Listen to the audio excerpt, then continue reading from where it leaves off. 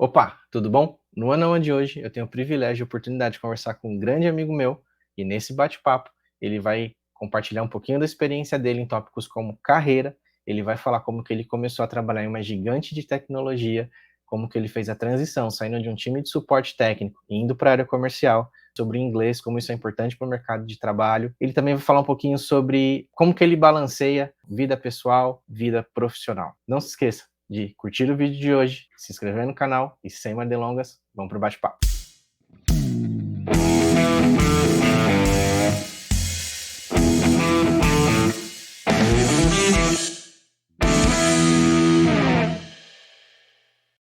Bem-vindo, obrigado aí por dedicar um tempinho para conversar comigo nesse começo de projeto. A gente conversou um pouquinho, expliquei brevemente qual que é a minha ideia, mas vou falar aqui de novo, trazer pessoas que me inspiram, pessoas que eu tenho uma admiração, pessoas, obviamente, que eu tenho contato aí no dia a dia, mesmo que agora à distância, e você é uma delas. Aprendo muito com você, acho que vai ser muito bacana ter esse bate-papo. Então, antes da gente continuar, deixa eu me apresentar. Eu sou Rodrigo Chaves, para quem não me conhece, para quem está assistindo o vídeo aí pela internet, e hoje eu estou aí com um grande amigo, que eu gostaria que ele se apresentasse aí também. Legal, Rodrigo. Obrigado pelo convite. Bem feliz aqui por poder te ajudar ali nessa iniciativa. Parabéns, né, por iniciar algo novo também. Então, meu nome é Marcos Barbosa, né, e estou aqui com você hoje para a gente conversar um pouquinho. A ideia desse nosso bate-papo é falar um pouquinho sobre carreira, vida pessoal, alguns desafios que a gente encontra no dia a dia, como que é a sua experiência.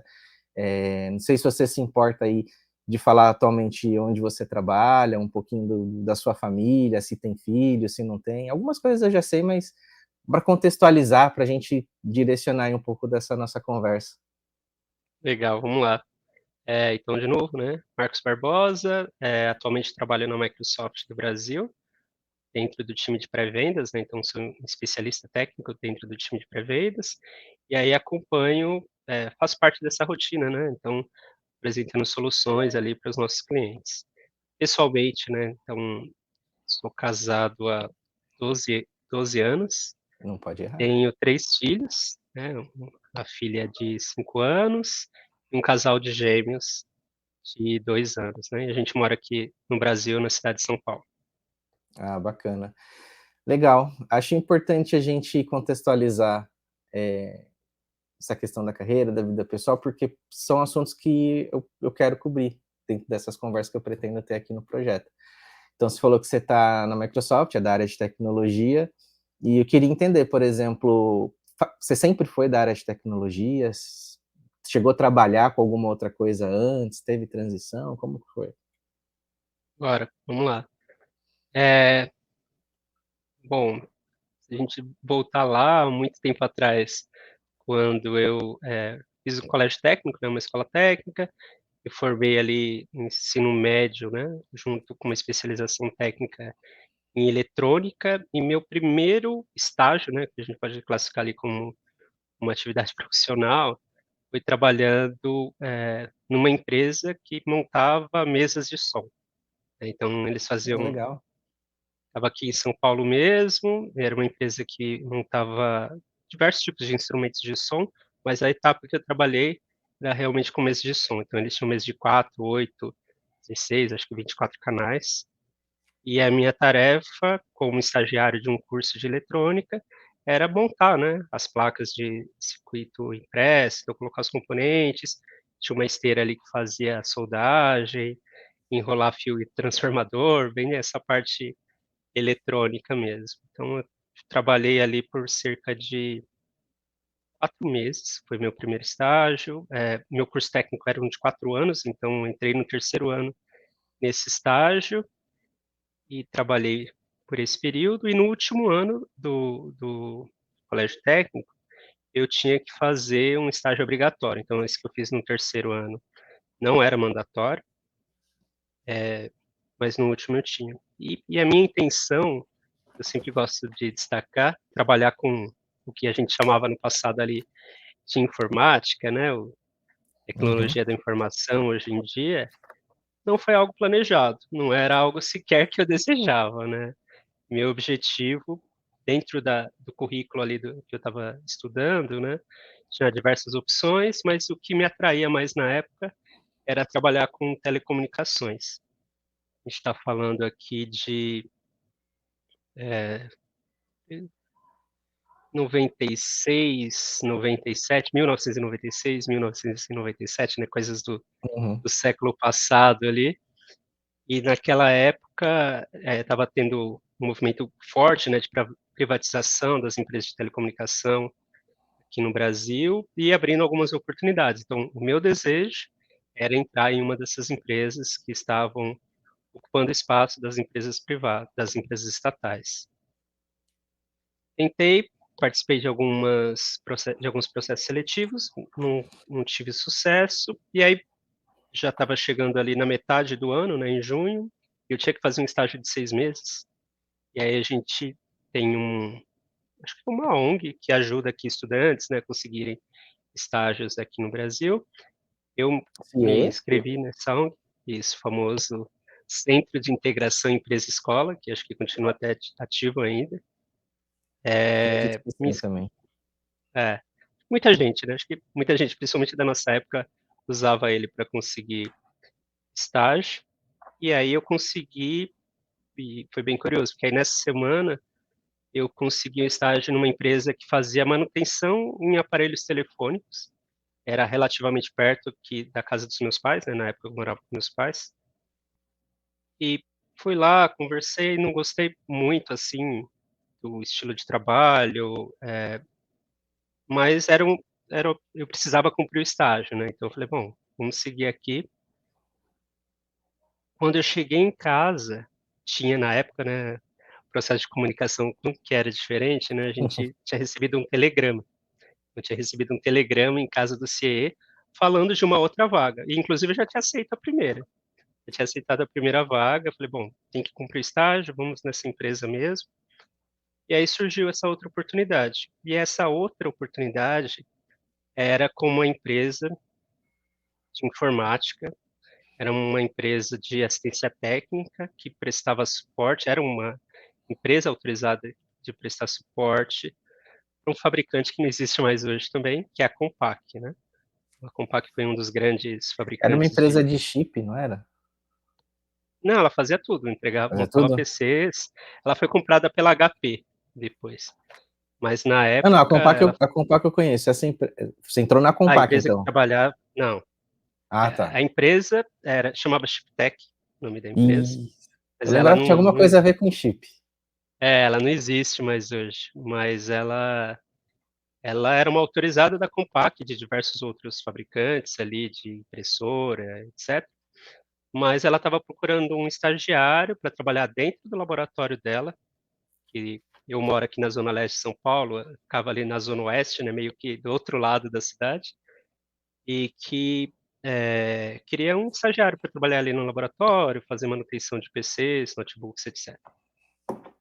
Na época eu acabei preferindo essa opção, apesar de ser mais longe da minha casa, por ser uma empresa que eu vi que era uma empresa já de médio porte, oferecia ali, tanto uma bolsa de estágio um pouco melhor e alguns benefícios, né, então foi assim que eu entrei no mundo de informática e tecnologia e não saí mais. Fui passando por diversos, digamos, setores, especialidades, né, então comecei ali com suporte de hardware, não sei se você quer que eu fale agora da trajetória profissional toda, mas passei por essa parte de suporte, depois fui evoluindo até hoje chegar na área de pré-vendas, né, e aqui a gente já está falando de 99, Mas a gente tem uns 97 foi quando eu comecei a fazer esse estágio, então mais de 20 anos, 2007, 17, quase 30, é isso? quase 30. Caramba, é. Na antiga regra de Passa aposentadoria, rápido. eu estaria próximo de me aposentar ali com 35 anos de É, trabalho. deixa Próximo, deixa eu assim, tentar 10 entender anos. uma coisa, então, assim, tô pressupondo que na sua família não tinha ninguém dessa área, Não, pelo que você não. contou. Então você foi o pioneiro É, aí. até voltando um pouco atrás, meu pai, na época ele era se chamava de eletricista de painéis, né. Ele trabalhava numa multinacional francesa que se chamava Telemecanique, e que foi depois comprada pela Schneider Electric, né, hoje ela faz parte do grupo da Schneider Electric. Então meu pai que eu acho que foi a pessoa que me inspirou para seguir entrar na área de eletrônica, que foi minha Uhum. porta de entrada ali. Meu pai, ele se formou em eletricista ao modo método antigo ali da década de 70, né, então ele comprava, acho que eu não vou lembrar mais qual que era a revista, mas ele comprava umas revistas, que aí ensinava a montar rádio, montar circuito elétrico, ele fazia tudo isso em casa. Meu pai, ele estudou até o quarto ano do ensino primário, né, o fundamental hoje aqui no currículo brasileiro, e depois fez cursos no Senai, fez outros cursos, mas ele Aí começou realmente com aperfeiçoou. esses cursos de elétrica, eletrônica, através de revista. Lendo a revista, lendo esquema, indo nas lojas, comprando os componentes. Então eu via bastante disso, acompanhei, meu pai trabalhou muitos anos, né, nessa empresa ali como eletricista, então ele trabalhava com a parte de mais alta tensão, né, do que eletrônica, mas sem dúvida alguma, hoje quando eu reflito sobre isso, ele foi a pessoa que de alguma forma influenciou para eu entrar na carreira de eletrônica, né. E até nessa época que eu entrei mesmo no ensino técnico, eu demorei um certo tempo, mesmo depois começando a trabalhar com TI, no meu currículo profissional, eu tentei ainda por uns 2, 3 anos, eu iniciei o curso de engenharia com ênfase em eletrônica. Só depois que eu realmente chaveei de vez, falei: "Não, esse Agora eu mundo vou aqui que foi por focar. onde eu comecei não tem mais nada a ver com o que eu estou vivenciando, e eu estou gostando do que eu estou vivenciando", né, então, aí foi quando eu mudei para engenharia da computação também. Tá, então, questão de graduação, você começou com engenharia eletrônica, e aí depois você fez a transição para engenharia da Isso, computação. isso. Comecei com engenharia elétrica com ênfase em eletrônica. Fiz até o terceiro ano, aí não estava conseguindo desempenhar bem, estava indo mal mesmo no curso, e eu Cálculo? estava vendo que cada vez o que eu estava estudando estava muito distante do que eu estava vendo, né.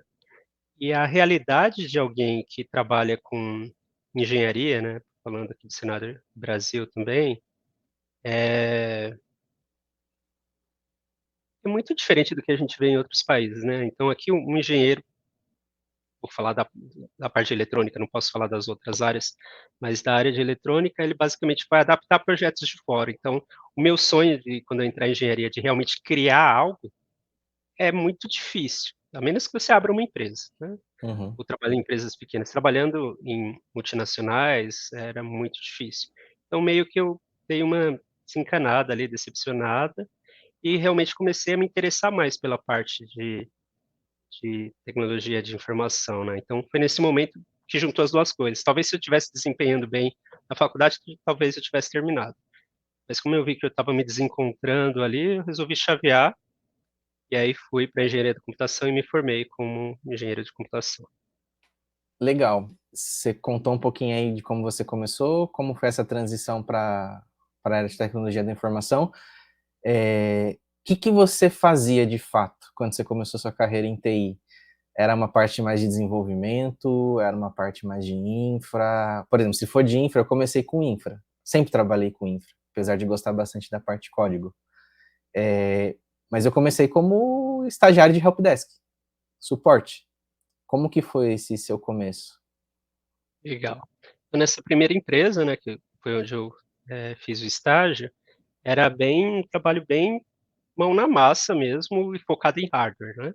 Então eu substituía, olhava ali, fazia realmente manutenção de hardware, então substituía componentes, trocava placas de notebook, dava manutenção em monitores, em impressoras, né. Monitores aqui a gente está falando da época dos monitores de tubo ainda, né. Uhum. Então trabalhava nesse nesse tipo de atividade, esse foi meu começo. E foi um estágio de 6 meses, justamente porque eu já estava terminando o ensino técnico, então eles tinham a opção de me efetivar ou realmente não ficar comigo ali, né, e naquela fase de ansiedade por causa da idade, exército, né, alistamento Definição de um militar, monte de coisa. definições, de um monte de coisa. Em resumo, fui efetivado, continuei mais alguns meses trabalhando nesse laboratório e depois já fui trabalhar em cliente. Então eles tinham um contrato de suporte com alguns clientes e eles, vendiam um serviço de técnico residente, né. Ao invés de ficar dentro da empresa, dando manutenção nos equipamentos que vinham desses clientes, eu já atuava direto, alocado realmente dentro do cliente. E aí os primeiros trabalhos no cliente também foi, prestando esse suporte de hardware, fazendo manutenções ali mesmo, quando dava para fazer, senão mandava realmente para o laboratório da empresa quando era algo mais trabalhoso, né? E ao longo dos tempos isso foi se transformando de um suporte de campo ao usuário, né? Então, ainda nessa empresa, né, ainda focada nessa parte de hardware, mas depois já resolvia ali problemas de aplicativos, de instalação de sistema operacional, mas sempre ainda com uma visão, eh, que a gente chamava naquela época lá de field service, né, de serviço de campo mesmo. Então eu era a Uhum. pessoa que ia lá do lado do usuário, ouvia a Sim. reclamação dele, geralmente ele já tinha aberto, né, um chamado de suporte, que era direcionado ali pela equipe, e quando o pessoal não conseguia resolver remotamente, pediam que alguém fosse até o local. Então fiz isso por bastante tempo aí, e com foco realmente em desktops, né, em computadores ali de usuários de escritório.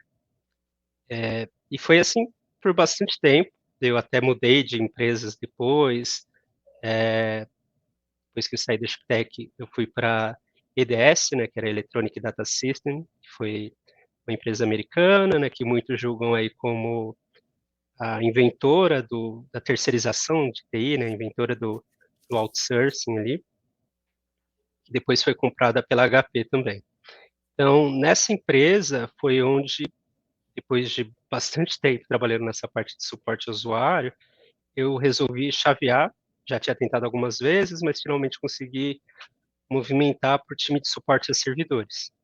Aí foi quando Legal. eu tive uma grande mudança realmente ali de carreira, que eu estava acostumado a lidar com o usuário final, lá diretamente, resolver os problemas ali de hardware e software. Depois realmente fui para o time de servidores aí que fui me especializando um pouco mais, né? Dentro desse time de servidores, trabalhei com diversas tecnologias, mas no geral realmente fazendo gestão de sistemas operacionais, aplicações de virtualização, tanto de aplicações, né, quanto de máquinas virtuais, que foi uma onda que veio depois, Uhum.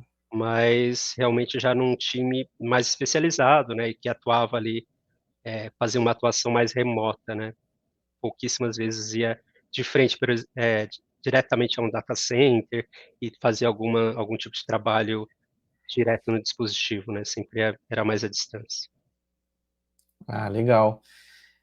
Bacana. Então, você começou nessa parte de TI, na parte de suporte, Sim, pouco diferente do que foi comigo, eu também comecei na área de suporte, mas, por exemplo, eu não dava suporte monitor, eu não tinha skill para isso, meu suporte era mais aquele suporte que nem você falou, de field, do lado do usuário, atendendo ali um chamado que ele já tinha aberto previamente, e também na questão de hardware, mas na questão de hardware o que eu fazia é, pô, sei lá, máquina não liga ou tá acontecendo alguma coisa, então saía com a máquina debaixo do braço, dali da mesa do usuário, levava até a minha bancada e na minha bancada conseguia fazer um diagnóstico um pouco mais preciso. Mas aí o máximo que eu fazia nessa questão de hardware não era, por exemplo, sei lá, queimou a placa-mãe, identificar o que aconteceu na placa-mãe, não.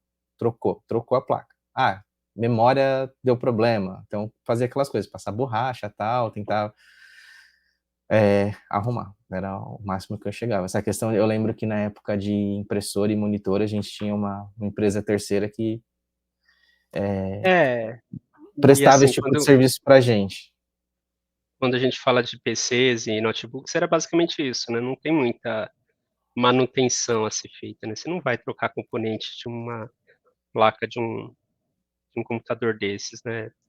Realmente a gente pedia lá uma nova, e aí tinha contrato, né, então, no caso a Compaq ele já fornecia, mas para impressora e monitores, ainda dava para fazer alguma coisa, realmente Uhum. de substituir componente para PCs e notebooks não. Ah, legal. E nesse meio tempo também, até curioso, né? Minha primeira, apesar de já estar tantos anos aqui na Microsoft, minha primeira certificação técnica foi em 99, se não me engano, 99, 2000 Windows ali. 2000, NT? Não foi, Não foi? não foi 99 não. Foi 97, 98. Quando eu estava na Chiptech, teve um processo de certificação da Compaq, que era uma certificação de hardware, se Que chamava legal. ACT. É, era, era uma acreditação técnica, né, para todo mundo ali, ou pelo menos as autorizadas tinham que ter um número mínimo de pessoas certificadas, né, para continuarem tendo ali o selo de qualidade, Ah, né. pelo que você está falando, é muito parecido com o que algumas empresas de consultoria tinha, ou tem ainda, não tenho certeza. Ah, para você ter esse selo de Gold Partner, você precisa de Isso. tantos MCSEs, tantos MCSAs, tinha alguma uma coisa assim, é bem parecido, né? É, bem parecido. Eu cheguei a tirar essa certificação e renovar ainda por um ano ali, e era algo que eu gostava, também gostava bastante. E eu até hoje acho que, essa experiência, né, e que você também disse que teve ali como field service, né, de realmente ver ali a dificuldade do usuário em loco, né, e não só Uhum, através de uma chamada de vídeo ou através de uma ligação telefônica.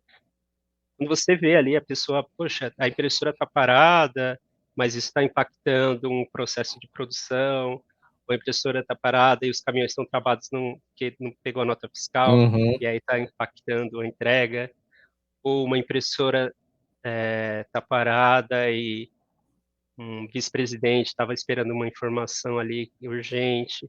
Então, você vê que não é só uma impressora parada, né? Então, você começa a sim, entender o impacto desde o mais simples ao mais complexo ali do negócio e começa a ter mais empatia com o usuário. Então, acho que isso me ajudou bastante em tudo que veio depois, né, onde eu acabei ficando um pouco mais distante, né, do usuário final, mas que fazia sempre pensar, poxa, isso aqui está impactando a vida daquela pessoa nesse sentido, né? Então, acho que isso me sim. ajudou a entender bastante esse lado. É, além disso daí que você comentou, de você entender a questão do negócio, né, como um todo, o impacto negativo que pode acontecer caso aquela operação não seja finalizada, seja por conta de um computador que não liga, uma impressora que não está imprimindo e você precisa emitir a nota para o caminhão que está ali, sabe, esperando aquilo para poder sair da sequência. Envolve a questão de. Envolve um monte de coisa, mas uma coisa que para mim foi muito legal de ter essa experiência é que eu era uma pessoa muito introvertida mesmo, tinha muita dificuldade de comunicação, sabe? Eu era quietinho ali na minha, não, sabe? Era difícil de me relacionar com outras pessoas. E aí, conforme eu fui começando a trabalhar com isso, não tem como. Você está ali, você está atendendo a pessoa. Então, isso meio que foi me ajudando a me moldar, a ser mais ou menos o que eu sou hoje. Claro, ao longo do. Não foi só isso, ao longo do caminho aconteceram várias coisas, eu conheci várias pessoas também que me ajudaram, mas não só pensando nessa questão do business, mas no meu desenvolvimento como pessoa, essa experiência, eu não tenho dúvida em dizer que me ajudou muito nessa questão de relacionamento, sabe? De chegar a ser uma pessoa mais social, uma pessoa que fala melhor, que, sabe, escuta mais. Então, para mim também foi muito importante isso daí. Sem dúvida, eu falo que eu era bom, eu me considero ainda introvertido, apesar de hoje gostar bastante de falar e de conversar, mas a chave de mudança foi começar a trabalhar. Então, até os 17 anos ali, e eu não vou nem contar essa primeira empresa que trabalhava ali fazendo mesa de som, porque eu não conversava com ninguém, né, não precisava Uhum, conversar com ninguém, era um trabalho focado. Mas realmente, quando eu comecei a trabalhar dentro dos clientes, e tendo que conversar todo dia com pessoas diferentes sobre assuntos diferentes, uhum, problemas diferentes, e às vezes entender o problema e levar para outras pessoas. Então isso me forçou, e não foi fácil no começo, mas isso me forçou a me comunicar melhor, me forçou, uhum, às vezes, me expressar o que eu estava sentindo, então foi me ajudando a lidar, né, com essa questão de ser introvertido. Mas toda a minha adolescência, toda a minha infância, eu fui uma pessoa extremamente fechada, extremamente tinha receio de falar as coisas, desde dentro do ambiente familiar, ambiente escolar e tudo mais. Apresentar Então, trabalho para ali mim, na tudo frente da mudou. turma era difícil, É, ah, seja eu sempre na fugia. Eu era a pessoa dia. que gostava de fazer trabalho em grupo, mas eu fugia da apresentação. Isso mudou não tem muito tempo não, né, a gente depois se quiser a gente fala essa Sim, sim, parte aí, a gente mas vai mudou na chegar lá, principalmente Microsoft. na É, parte de entregar workshop, que é uma coisa isso. que a gente fez bastante. Legal. Uma coisa que você me falou que me chamou muita atenção, que eu não sabia, é que quando você estava lá na Chiptech, você já começou a atender cliente. Quando eu falo cliente, É, cliente externo, não é dar o suporte para sim, aquela pessoa que está dentro da sua empresa. E eu fui ter essa experiência só quando eu entrei na Microsoft. E isso também, para mim, legal. foi transformador. E achei interessante. Então, desde lá, você já começou ali a ter contato com o Já cliente fui externo. Era um Field Services antes de ser um Premier Field Engineer ali, o Field já tinha iniciado lá atrás. E O foi Field por sempre bastante tempo. existiu ali, acho que pra gente, né? É, fiquei um tempo, né, então, nessa época que eu fui para o time de suporte a servidores, aí era remoto, né, falava com o Uhum. cliente por telefone, chamadas de vídeo, mas em pouquíssimas situações realmente me deslocava do escritório da empresa, né, na época da IDS ou da HP, para reuniões com clientes, às vezes em início de projeto, reuniões de fechamento ou em alguma crise, mas eram realmente questões muito pontuais. Normalmente eu ia para o escritório da empresa que eu trabalhava, e trabalhava com a equipe, né, já tinha um relacionamento, essa questão da de ser introvertido tinha melhorado um pouco, mas, eu perdi por bastante tempo essa experiência de face a face com o cliente, né, então tive no começo, fiquei bastante tempo sem ter e realmente na Microsoft aí foi elevado ao quadrado, né, esse nível de exposição. É porque o nível de expectativa é outro, né? É, Quando você chega muito ali com o diferente. crachazinho da Microsoft, não importa se é o laranja, que é quando a pessoa é terceiro, ou se é o É, azul, que é quando de fato é funcionário. Eu acho que até mesmo os clientes que a gente atendia, né? Que o pessoal que ainda está aí na função aí não de field, né? Porque todo mundo agora, pelo que eu sei, está remoto, mas muito cliente grande, muito ambiente que se acontecer qualquer coisinha impacta aí milhões de pessoas. a responsabilidade é bem grande. Mas legal, vamos tentar trazer um pouquinho para essa realidade que você falou de Microsoft. Você, na EDS, você chegou a ser do suporte Microsoft, igual alguns colegas nossos, ou você atende outros clientes? Não, não, eu sabia que tinha, eles ficavam quando a gente fala de estrutura organizacional era outra estrutura, né, então a gente tinha uma infraestrutura, que era realmente focado na gestão do ambiente dos clientes, né, na gestão de outsourcing ali, e tinha uma estrutura que eles chamavam, não lembro mais as siglas, mas que como se fosse uma estrutura de call center. Eles Uhum, colocaram o suporte da Microsoft, por mais que não é um serviço de call center, ele foi colocado dentro dessa mesma estrutura. Então, até do ponto de vista de vice-presidentes, a hierarquia a gente se juntava lá em cima, lá, sabe? Do ponto entendi. de vista de organização. E do ponto de vista físico, a gente ficava no mesmo no mesmo condomínio, né, que o prédio da HP era formado de 5 torres ali em São Bernardo, no último prédio, né, que eu trabalhei era ali, eles ficavam, se não me engano, num prédio ao lado. Então, até depois que eu entrei na Microsoft, eu lembrei de algumas pessoas que eu tinha visto na HP, mas nem sabia quem eram, assim, Uhum. hum, nunca cheguei a conversar. Então, não trabalhava nesse time da Microsoft. Depois que eu fui para o time de servidores, né, então a gente antes trabalhou no escritório em São Caetano, foi para Santo André, e depois foi para esse grande lá em São Bernardo, e lá eu fui movendo, então, de uma equipe que se chamava de time de segundo nível, né, segundo nível de atendimento, terceiro nível, e aí depois era um grupo de especialistas, né, então, na infraestrutura que a gente tinha, então tinha uma equipe que cuidava mais de questões do dia a dia, né, de incidentes técnicos, de mudanças programadas, e o meu time, ele entrava mais quando era uma crise, né, então se eu entrava em incidente só se fosse uma crise de um incidente de alta severidade, ou em planejamento de algumas mudanças ali mais complexas, mas principalmente em projetos. A gente não era um recurso de projeto, a gente era um recurso que conhecia o cliente, que era dedicado a clientes específicos, mas qualquer projeto que chegasse nele, a gente tinha que participar, pelo menos na fase de entendimento e às vezes até envolvimento mesmo na implementação. Tá, nessa época você trabalhava com quais tecnologias, você lembra? Lembro. Nessa época eu trabalhava com Active Directory, né? Então, desde que eu mudei para o time de servidores, foi algo que eu acabei me especializando. Trabalhava com virtualização, na época com VMware, então trabalhava bastante com virtualização em VMware e virtualização de aplicação com Citrix. Então, esses eram meus três. Ah, Era o e clustering, MetaFrame? né? Era. Na época já era Zen Server? Zenap, né? A parte. Zenap, Porque o é. Zen Server já era virtualizador de máquina É, virtual da verdade. Citrix, né? É o Zenap, Aí eu verdade. trabalhava com Zenap, trabalhei com Metaframe, trabalhei com Zenap, tive certificações na época dos dois, e trabalhei com VMware SX, acho que 3.0, 3.1, 4.0 na época, e clustering também, cluster Uhum. dentro dos clientes que eu atuava, cluster Microsoft, né, failover cluster, era uma das tecnologias que eu atuava ali. Já chegou a trabalhar com open source? Tipo Linux?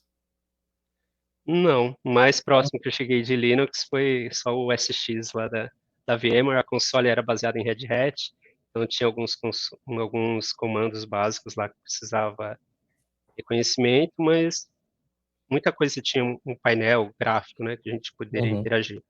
Então, conhecimento bem básico mesmo de Linux. Legal. E como que foi a entrada na Microsoft? Eu imagino que pegou todo esse background aí que você já tinha, sei lá, de AD, cluster, que a gente chama dentro da Microsoft de plataforma, e imagino que foi isso daí que foi explorado aí nessa sua entrada, né, pro time. Isso aí. Bom, esse período todo, né, de EDS HP foram cerca de 12 anos.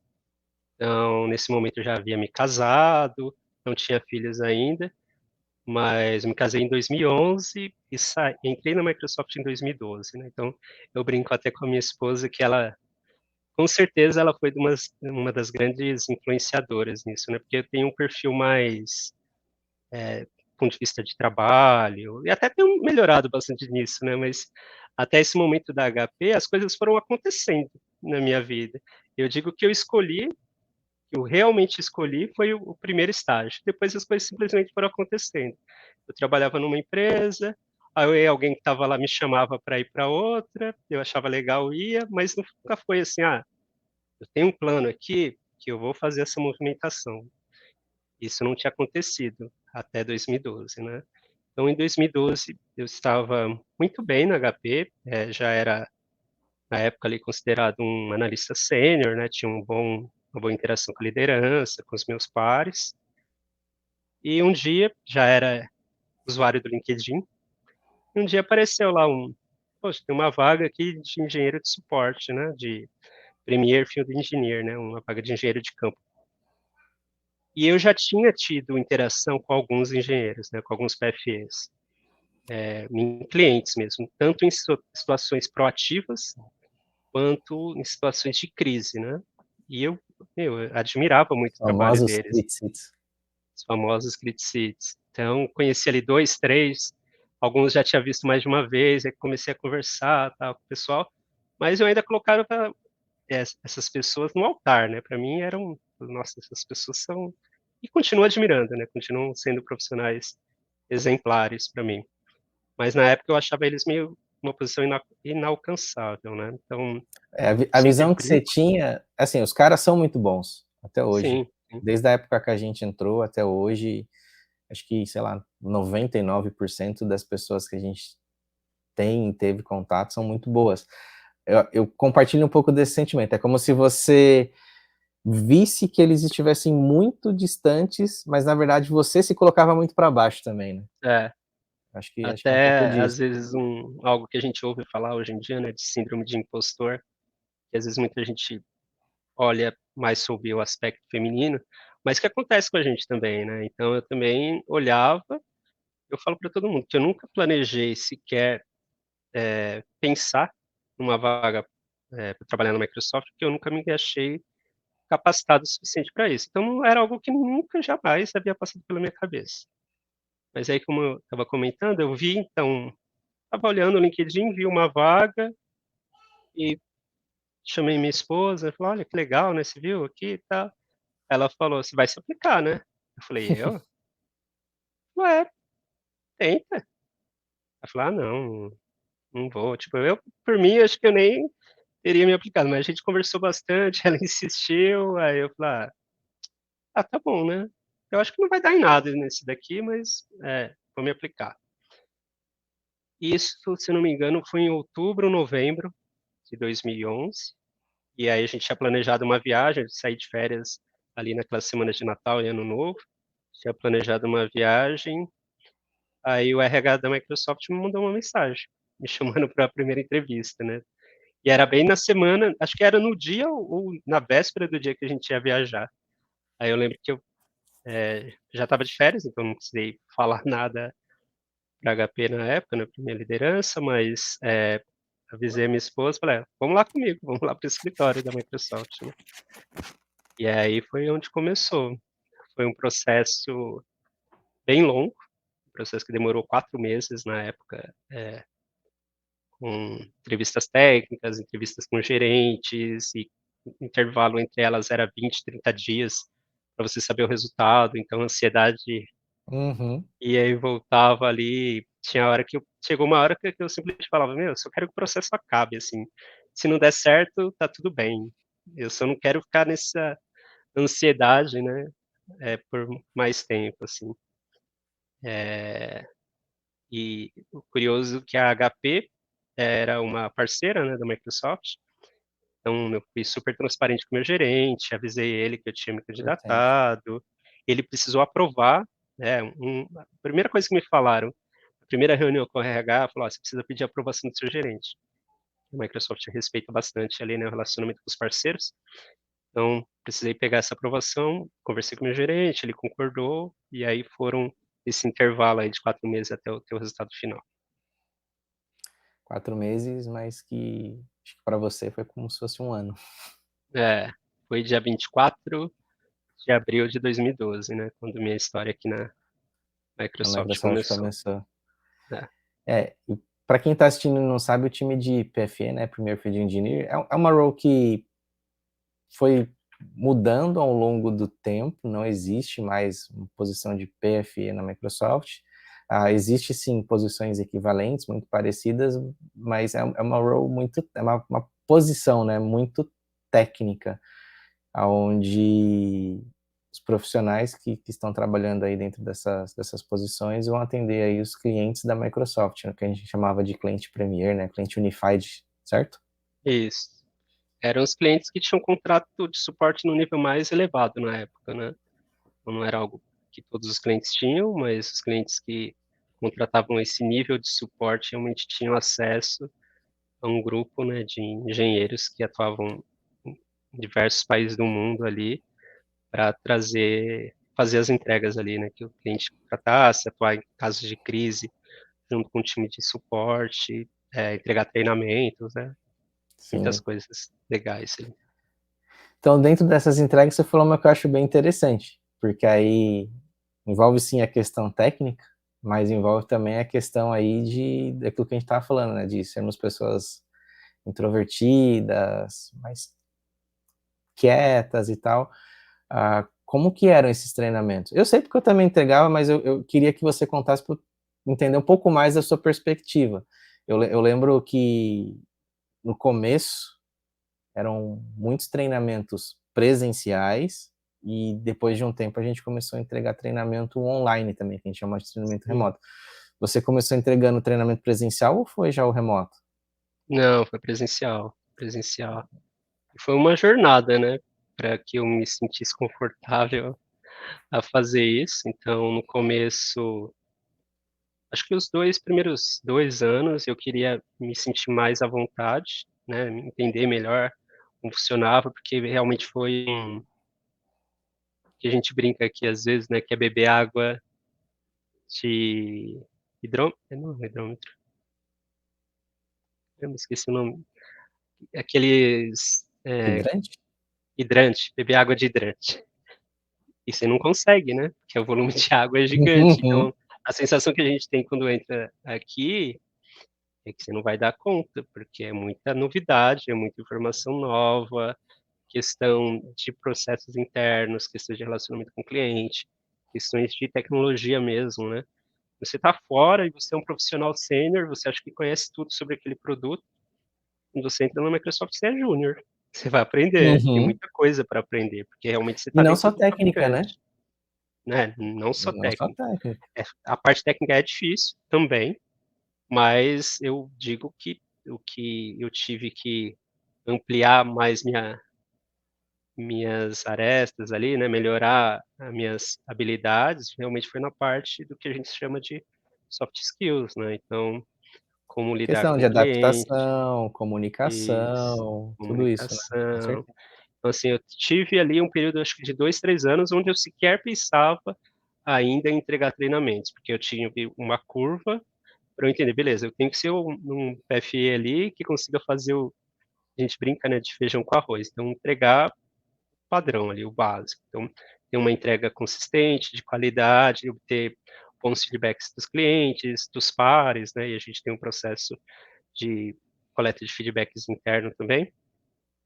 Mas depois de um tempo eu comecei sim, eu via, né, outras pessoas entregando, já tinha assistido, desde quando eu trabalhava na HP, né, assistido treinamentos entregues por PFEs, e comecei sim a entender que, poxa, acho que dá para eu fazer isso daqui também, né. Comecei e assim, ao mesmo tempo que eu olhava, tinha vontade de fazer, eu reconhecia que eu ainda tinha algumas limitações, né, então, eu acabava sempre ficando muito nervoso, tinha brancos, né, de memória ali, esquecia as coisas. E se eu puder dar alguma sugestão para alguém, né, eu não vejo um caminho fácil para quem tem esses bloqueios. O caminho, né, recomendado é realmente você buscar treinamentos, né, tem diversos hoje em dia, diversos treinamentos online, mas para o meu propósito, para mim, pelo menos, eu queria algo mais na prática, né, presencial, porque até eu percebia que nesse momento, quando teve, nesse chaveamento aí do virtual, do presencial para o virtual, eu percebia que os meus bloqueios, quando eu fazia uma entrega via videochamada, eram menores. Então, presencial era mais intenso, assim, né. Então, tem um processo interno, né, dentro da Microsoft para que um PFE na época ali seja habilitado, né, para fazer uma entrega para cliente, então tive que percorrer ali algumas curvas sinuosas para E, evoluir, é- né, e me sentir realmente preparado. e acho que é importante mencionar que dentro desse processo, não era só um processo de habilitar o profissional que vai entregar o treinamento tecnicamente. Então, Sim, tinha sim que não só conhecer tecnicamente aquilo que você ia ensinar para os seus alunos, que são os clientes aí de diversas empresas no Brasil, mas também tinha um processo que é como que eu me torno um instrutor, né? Então, sim, tinha um treinamento de 3 dias, que esse treinamento foi um dos mais legais que eu fiz, dentro da bem legal Microsoft, mesmo. que é justamente pegando dicas. Era um treinamento bem prático. Eu lembro que no primeiro dia você fazia uma apresentação rápida de 15 minutos, eles te davam feedback, isso E todos os gravada, alunos, né, né, que estavam ali, gravado, com vídeo, tudo. gravada para você se Se autoavaliar depois. Exato. Segundo dia era, de fato, eles compartilhando conteúdo, né, trazendo dica, exemplo, falando sobre linguagem corporal, você não fica aquela pessoa fechadinha também e tal. E no terceiro dia era você refazendo a sua apresentação, aplicando aquilo que você aprendeu. E aí depois disso eles te davam feedback falando: "Ó, você está pronto para entregar um treinamento ou não". Sabe o que é mais legal? Esses dias eu estava implementando um NAS aqui em casa. Porque depois que os filhos nasceram, começamos a tirar muito mais foto, fazer muito mais vídeo. E, pô, não tem celular que aguente. Principalmente a Thaís. Ela tem muito mais coisas do que eu. E aí eu tava implementando o NAS aqui e tal, e aí foi até que eu te mandei aquele vídeo lá no WhatsApp da corrida de carrinho de bebê. Aham. Porque aí acabei vendo algumas coisas mais antigas. E eu achei um vídeo meu, eu em casa, treinando a apresentação que eu faria no terceiro dia desse treinamento. Legal. Aí são memórias assim, sabe, de coisas assim que você fala: É, e "Caramba, agora olha o você tanto de coisa falando que já aconteceu". agora você falando, né, até voltando um pouco, depois a gente volta, voltando um Uhum, pouco no tempo, depois a sim. gente volta para esse tema, quando a gente estava na Microsoft, né, tinha um treinamento que todo novo funcionário fazia em Seattle, né, então depois isso foi mudando, né, de cidade, e agora deu uma pausa por enquanto, mas, esse treinamento, né, então era uma semana de treinamento para novos funcionários lá na sede da Microsoft, Aqui. e aí em um dos dias, na verdade 2 dias, sexta e sábado, eu lembro que a semana de treinamento começava na segunda, e para PFEs e mais alguns outros cargos, e até sábado. No sábado, era essa mesma linha, então você ia, gravava um vídeo, só que aí com o agravante, que ainda você tinha que fazer, era acho que 5 minutos no máximo, era coisa rápida. Mas aí o agravante que ainda você tinha que fazer uma apresentação em outro idioma, né, então nem todos Era em eram inglês. fluentes, em inglês, então tinha pessoas de toda parte do mundo que ia para lá para fazer esse treinamento de novos funcionários. E aí eles davam também as dicas de linguagem corporal, tralálá, tralálá, e aí no sábado, a gente ficou lá acho que até a hora, não lembro se foi o dia inteiro ou se foi meio período, mas aí no sábado a gente tinha a devolutiva, né, então falou: "Ó, você fez a entrega, você tem, deram os feedbacks, né, então quem dava o feedback era o instrutor e todos os outros alunos também podiam dar, né, feedbacks para que a pessoa melhorasse. Depois eles davam as técnicas, passavam as técnicas e depois fazia de novo a apresentação no sábado. E tenho isso gravado também, das 2 Ah, sessões, né, da legal. primeira e da segunda sessão. Só que isso foi bem no primeiro, bem no começo, né, da minha história no Microsoft. Então, e eu não sabia muito do que esperar dessa semana de treinamento. E tem Então, o fator do idioma, né, por mais que a sim, pessoa fale inglês e tal, não é o idioma primário dela. Então se não é sim, algo que ela já está acostumada a fazer, e ainda que nem a gente que tinha uma certa dificuldade em chegar, se expor, falar em público e tal, eu acho que acaba sendo um pouco mais mais o complicado. idioma colocava mais É, uma camada ali, né, então até que foi bem legal, a estrutura do meu, treinamento, ela fez isso comigo e com os demais, principalmente quem não era, inglês fluente e que ela percebia já alguma dificuldade, ela falava assim: "Beleza", se tinha 5 minutos, ela deixava você fazer isso no sábado, né, na devolutiva. Os primeiros 2 minutos você falava em inglês, depois ela chaveava: "Ó, fala no seu idioma nativo. Eu não vou entender o que você vai falar, mas eu quero avaliar a sua expressão corporal quando você fala nesse idioma nativo". uhum. E era incrível, perceber o quanto que as pessoas mudavam, assim. Era A tipo, melhora, muda né. uma chave pra melhor, você melhorava, tudo bem que ninguém entendia, e esse era Sim, o problema, mas não era o propósito, né. Mas você via que realmente quando a pessoa ia para o idioma nativo, ela conseguia aplicar as técnicas que foram ensinadas ensinadas e seguir a apresentação, tá. Agora voltando para o momento lá da de entrega eu de estava workshop. tentando me habilitar, né, como instrutor, então foi a diferença ali dos primeiros 3 meses na Microsoft e depois de 2, 3 anos que eu já estava ali, né. Eh, então eu fiz esse treinamento também e senti necessidade de fazer um treinamento externo, porque eu vi que ainda tinha alguns gaps, né. Contratei um treinamento, fazia todo sábado ali por um mês, aqui em São Paulo mesmo, e depois fui contando com a ajuda do time, né, você Isso foi uma das isso pessoas. isso eu não sabia que você tinha Eu fiz um foi treinamento de foi técnicas de apresentação, era em não grupo ou lembro foi agora, individual? eh, era em grupo, várias pessoas, mas assim, a apresentação, o momento da apresentação era individual, então cada um Uhum. tinha lá um instrutor, isso eu paguei, eu que decidi fazer isso, né, não foi Foi a um investimento que Microsoft, você fez investimento em meu, você, minha carreira, porque sim. você acaba usando Porque isso não assim, só a para partir entregar daquele momento treinamento, eu né. senti que eu queria fazer aquilo, eu gostava de fazer aquilo, mas era muito difícil pra mim, então ao mesmo e é meio conflituoso isso, né, tipo, como você gosta de algo que te incomoda? Mas eu gostava, É o então eu falei: desafio. "Meu, eu tenho que remover esse incômodo, eu tenho que lidar com isso". E aí fiz esse treinamento que me ajudou bastante, mas depois de tudo isso, foi realmente praticar.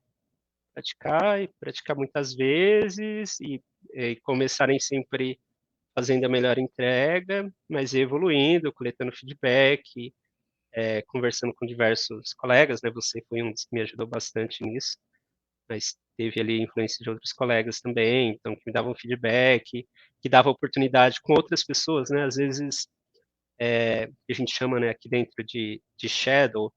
Então, às vezes, o treinamento quem está dando é um outro engenheiro e eu peço ali, ó, deixa eu apresentar esse módulo, né, metade ali do dia. Então, ainda não estava preparado, talvez, para pegar o curso inteiro, mas pegava alguns módulos para entregar e realmente pegar até um feedback ali de quem era o apresentador oficial. E isso foi o que me ajudou. Legal. E depois já consegui fazer apresentações, isso começou em salas de aula, né? Mas depois já consegui fazer apresentações em auditórios, em eventos da Microsoft. E até hoje, eu sempre digo que os primeiros 3 minutos, num evento grande, assim, né? Eu fiz apresentações e eventos para 200, 300 pessoas. Os primeiros 3 minutos são, o coração acelera, se sente ali as Friozinho na palpitações, barriga. mas depois eu brinco que eu posso ficar o dia inteiro falando, que tá tudo certo. Ah, legal. Uma outra coisa que eu queria conversar com você, que você me trouxe aí essa informação, eu falei, opa, acho que para algumas pessoas, principalmente aí no Brasil, eu percebo isso da época que eu fui entrevistador no time. Então, às vezes eu estava ali para entrevistar a pessoa tecnicamente, às vezes eu não tinha falado nada, a pessoa falava, mas precisa de inglês? E a pessoa já ficava com medo. Porque meu inglês não é nem básico, é o técnico. Eu conheço só aquilo que a gente faz no dia a dia aí dentro da carreira de TI. Como que foi isso para você? Você desde pequenininho estudou em escola bilíngue, ou então não estudava em escola bilíngue, mas já tinha ali um curso que você fez? Como que foi essa questão? Porque pelo que você falou, você entrou na Microsoft e já veio para cá, né, para a região de Seattle, ficar uma semana, inclusive ter que fazer uma apresentação. Como Sim. que foi o seu aprendizado de inglês? Bom, inglês continua importante, né, para acho que qualquer pessoa que trabalha com TI, né, com tecnologia de informação, mas o que eu digo também para as pessoas, não se sabotem, né? Entrem no Uhum. processo, deixem as pessoas te barrarem, não sejam vocês mesmos os próprios sabotadores. Deixa quem está avaliando a vaga dizer se seu inglês é suficiente ou não, porque isso é sempre muito relativo. Mas falando de mim, não estudei em escola bilíngue. Fiz tive sim o privilégio de estudar podemos falar nomes aqui das escolas ou Claro, você sem tá, problemas. mas eu estudei na cultura inglesa, isso na época já da faculdade, então já estava cursando Então você já trabalhava. engenharia, já trabalhava, meu pai me custeou por um tempo, mas depois já estava conseguindo pagar curso superior e comecei a fazer o curso de inglês porque eu via que realmente seria necessário. Você lembra a Isso sua acho que idade, mais ou menos nessa época? Tinha o quê? Uns 18, 19, 20? já tinha mais Mais? por volta de 20, acho, 20 e poucos anos. Já trabalhava, já trabalhava inclusive na IDS. Foi legal, porque na época da IDS eles davam, acho que pagavam 50% do curso, tinha um benefício interessante para funcionários, né? Eles ajudavam Legal, inclusive com o curso superior e com a faculdade, e com o curso de idioma. Então eu fiz acho bacana. que por 4 anos, uns 4, 5 anos, realmente do básico até Uhum. um nível intermediário. Avançado. Não cheguei no avançado, parei ali no intermediário, e aí depois disso eu sempre tive muitas indas e vindas com cursos menores, mas eu digo que essa base na cultura inglesa me deu uma base bem interessante. Mas o inglês que eu precisava antes de entrar na Microsoft era inglês para leitura e escrita. Eu não, no máximo ouvia alguma coisa em inglês. Eu nunca, antes de entrar na Microsoft, eu nunca precisei ter conversas de trabalho em inglês. Então, via e-mails, lia, estudava, né? Todo o material que consumia para estudar na Uhum. época. A gente estava falando de uma época onde a gente estudava com base só em livros, em materiais oficiais da Microsoft, às vezes alguns Os livros do artigos. Martin Minazia. Windows 2000, a É, Bíblia. e Windows mesmo quando a gente 2003, a Bíblia. fazia os cursos para certificação, né? de Windows 2000, 2003, muitos cursos nas empresas que eu trabalhei, também tive sorte nisso ali, muitos cursos as empresas pagaram, então participei de diversos cursos que a empresa pagou, e a gente recebia aquelas apostilas gigantes, assim, né, Uhum. todas em inglês. E as provas de certificação, eu já, até hoje, eu ainda prefiro fazer a prova de certificação em inglês. Então, para leitura e escrita, já me desenrolava bem, mas para falar, ainda não. Quando eu fiz, na minha época, né, no processo seletivo, quando eu entrei na Microsoft, tinha uma escola que fazia uma avaliação de inglês para a Microsoft, Eu já não e a tive nota... isso. É? Eu já não tive isso quando eu entrei. Isso mudou, isso Era o mudou. teste da Berlitz, não era? Era. E na época, a nota de corte era 7, eu tirei 6, eles avaliavam tudo, né? Uhum. Escrita, leitura, conversação, etc. Na época eu tirei uma nota 6, e aí eu até falei, bom, já era, né? Fui barrado pela prova de inglês. O RH avaliou meu currículo, então isso fez diferença, né? Eu já tinha bastante experiência, trabalhava com clientes grandes, né? Que a gente chama ali de enterprise, já trabalhava, tinha um conhecimento bom de soluções Microsoft e dos concorrentes. Então, eles fizeram uma avaliação no meu currículo, beleza, minha nota não foi a mínima, mas também não foi tão ruim, e aí aceitaram o risco. Eu lembro que logo que eu entrei, das primeiras conversas que eu tive com o meu gerente, foi relacionado ao inglês. Então, eles falaram, beleza, você entrou aqui e tal, aqui no Brasil, o time de engenheiros no Brasil acaba interagindo mais com os clientes daqui mesmo, mas a gente tem muita interação com o time lá fora, né? Tem treinamentos, Uhum. eventos, etc. Então, eu assumi ali um compromisso com o meu gerente de melhorar meu inglês. E como parte desse compromisso, a gente tinha um treinamento, né, online interno lá, se você lembra dessa época aí, mas tinha um treinamento para funcionário, Treinamento de inglês? tinha um treinamento de inglês, Não, acho que eu não cheguei a Global pegar isso aí, English não. na época. Depois acho que acabou, mas Não, tinha não tive. por um tempo. Então, logo que eu entrei, eu já me inscrevi. Então, além de aprender a tecnologia, aprender como se tornar um engenheiro, todas aquelas questões de habilidades soft skills, também tinha que me preocupar com o inglês, era algo que eu tinha me comprometido. E no meu segundo ano, um pouquinho mais para frente, acho que uns 3, 4 anos depois que eu entrei,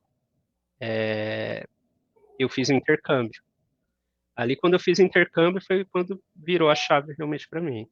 Então, realmente, eu Você fiz foi essa pra onde? viagem para Seattle, Ah, eu não, fiz na Nova continua falando. Zelândia. Você fala assim, eu Tá, fiz a viagem só para voltar Seattle. ali. Isso, só ia falar, quando eu fiz a viagem para Seattle, né, que você falou, poxa, você já tinha um bom inglês, né, para viajar? Não, não tinha. Mas Só apresentou que, em inglês para o pessoal aqui, mesmo que seja por 2 minutos. apresentei, mas eu não me sentia confortável. A gente viajou, e naquela época, né, tinha muita gente que tinha entrado junto, então eu não viajei sozinho para os Estados Unidos, né, viajei com alguns colegas, um grupo ali de 5, 6 pessoas, e aí eu tinha o hábito de, beleza, vou estar sempre com esse grupo aqui, não me aventurava de sair sozinho, Uhum. mas tive que passar pela imigração, né, na imigração a gente fala sozinho, tive que fazer toda a parte do treinamento, mas fora isso, né, fora a gente saía para jantar, andar pela cidade, sempre andava pelos grupos e meio que ia ouvindo ali o que cada um ia pedindo, né. Era engraçado até na hora das refeições, falava: "Pô, deixa eu ver aqui o que que você pediu, não vou me Eu vou aventurar pedir aqui também. não". E foi isso, acho que eu ainda viajei umas 2, 3 vezes mais ou menos ali no mesmo esquema, né. Quando eu fiz o intercâmbio, e aí na época eu avaliei algumas possibilidades, o intercâmbio já era um sonho de longa data, eu até planejava um tempo antes de casar, ir pra Austrália, que eu achava legal a cultura do país e tal, mas nessa época eu já fazia umas aulas de inglês online com uma professora, e ela morou na Nova Zelândia um tempão, e ela meio que influenciou de alguma forma a optar por lá, que eu não me arrependi. É um lugar que eu quero voltar um dia, agora com a família, fazer um turismo, mas fiz um intercâmbio de 5 semanas. Então, 5 semanas, de segunda a sexta, das 9 às 5 ali na escola, direto. E isso acho que foi a virada de chave para mim ali. Primeiro, viajei sozinho, né, viajei sozinho, fiquei numa casa de família, né, não quis ficar até por orientação da empresa ali que cuidava, né, desse tipo de intercâmbio, falou: "Não, acho que se você ficar na casa, você vai interagir mais, você vai absorver mais rápido", né, e realmente funcionou bem. Eu digo, e o fuso horário, que é extremamente distante, né, do Brasil, então acho que era 11 ou 12 horas de diferença. Então meio que a hora que eu ia dormir, minha esposa estava acordando e a hora que ela ia dormir, eu estava acordando, né. Então a gente falava muito pouco, então eu falava quase nada em português durante o dia. Então isso me forçou a falar inglês. Não necessariamente certo, mas me forçou a me comunicar, né. E eu lembro que as primeiras 2 semanas eu tinha muita dor de cabeça, justamente por esse hábito de ouvir inglês, traduz para português, entende a mensagem. Lógico que não sei se funciona exatamente assim, mas Uhum, na minha cabeça era assim, então você gastava muita energia e aí eu tinha dores de cabeça ali com frequência. Depois de 2 semanas, parou. Eu nunca tive sonhos em inglês ainda, que muita gente uhum. diz que quando você é fluente, você sonha em inglês, isso nunca aconteceu comigo. Mas eu parei de traduzir, eu parei de comecei a entender em inglês e por mais provavelmente ali o raciocínio ainda funciona em português, mas eu entendia diretamente sem precisar traduzir e já respondia. E aí foi evoluindo, né, continuei ainda fazendo inglês online ali com uma professora por mais alguns anos, e hoje me sinto confortável, assim, eh, acho que é difícil, e aí você pode dizer isso, você mora aí agora, Uhum. mas eu acho difícil se tornar fluente sem respirar isso o dia todo.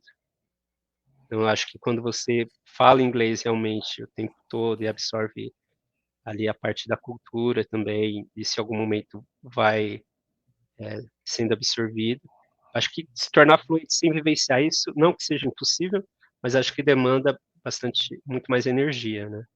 Então hoje eu estou É, satisfeito com eu não o me nível de inglês que eu considero tenho morando fluente. aqui. Eu não me considero fluente. Eu acho que sim, eu falo bem.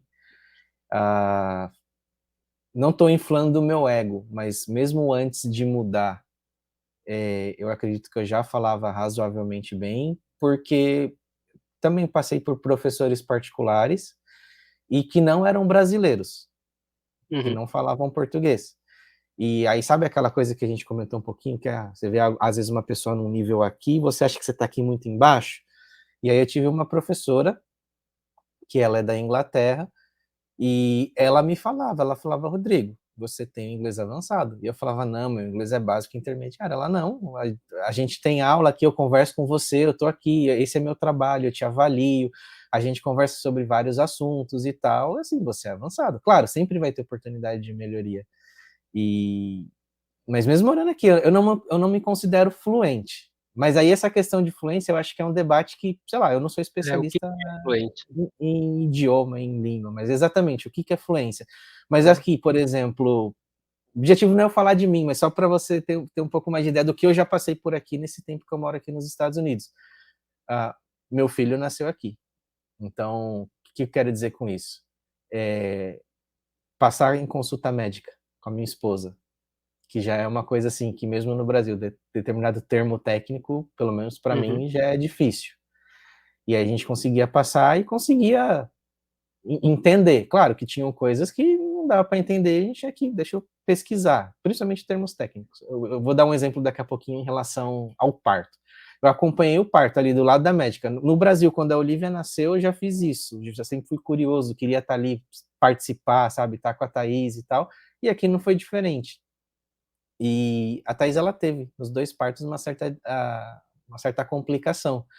E no parto que ela teve aqui, aconteceram algumas coisas e tal, e a médica estava explicando, eu estava entendendo, até que a médica pegou e falou assim: "Ah, o cervix". Eu: "Oi?". Aí eu perguntei: "O que que é cervix?", tipo.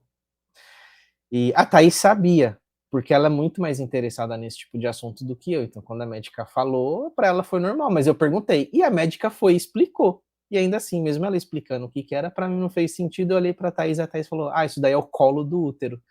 falou legal, eu sei o que é o colo do útero, mas ainda assim, eu não sou médico, não é um tipo de assunto que me desperta interesse de pesquisar, então, nessa ocasião, porque ela teve complicação e tal, eu tive que ir lá e ver. Mas até aquela ocasião, mesmo em português, colo do útero, beleza, eu entendo o colo do útero, eu sei o que é útero, tá, mas o que é o colo do útero? Depois que eu tive que ir lá e pesquisar.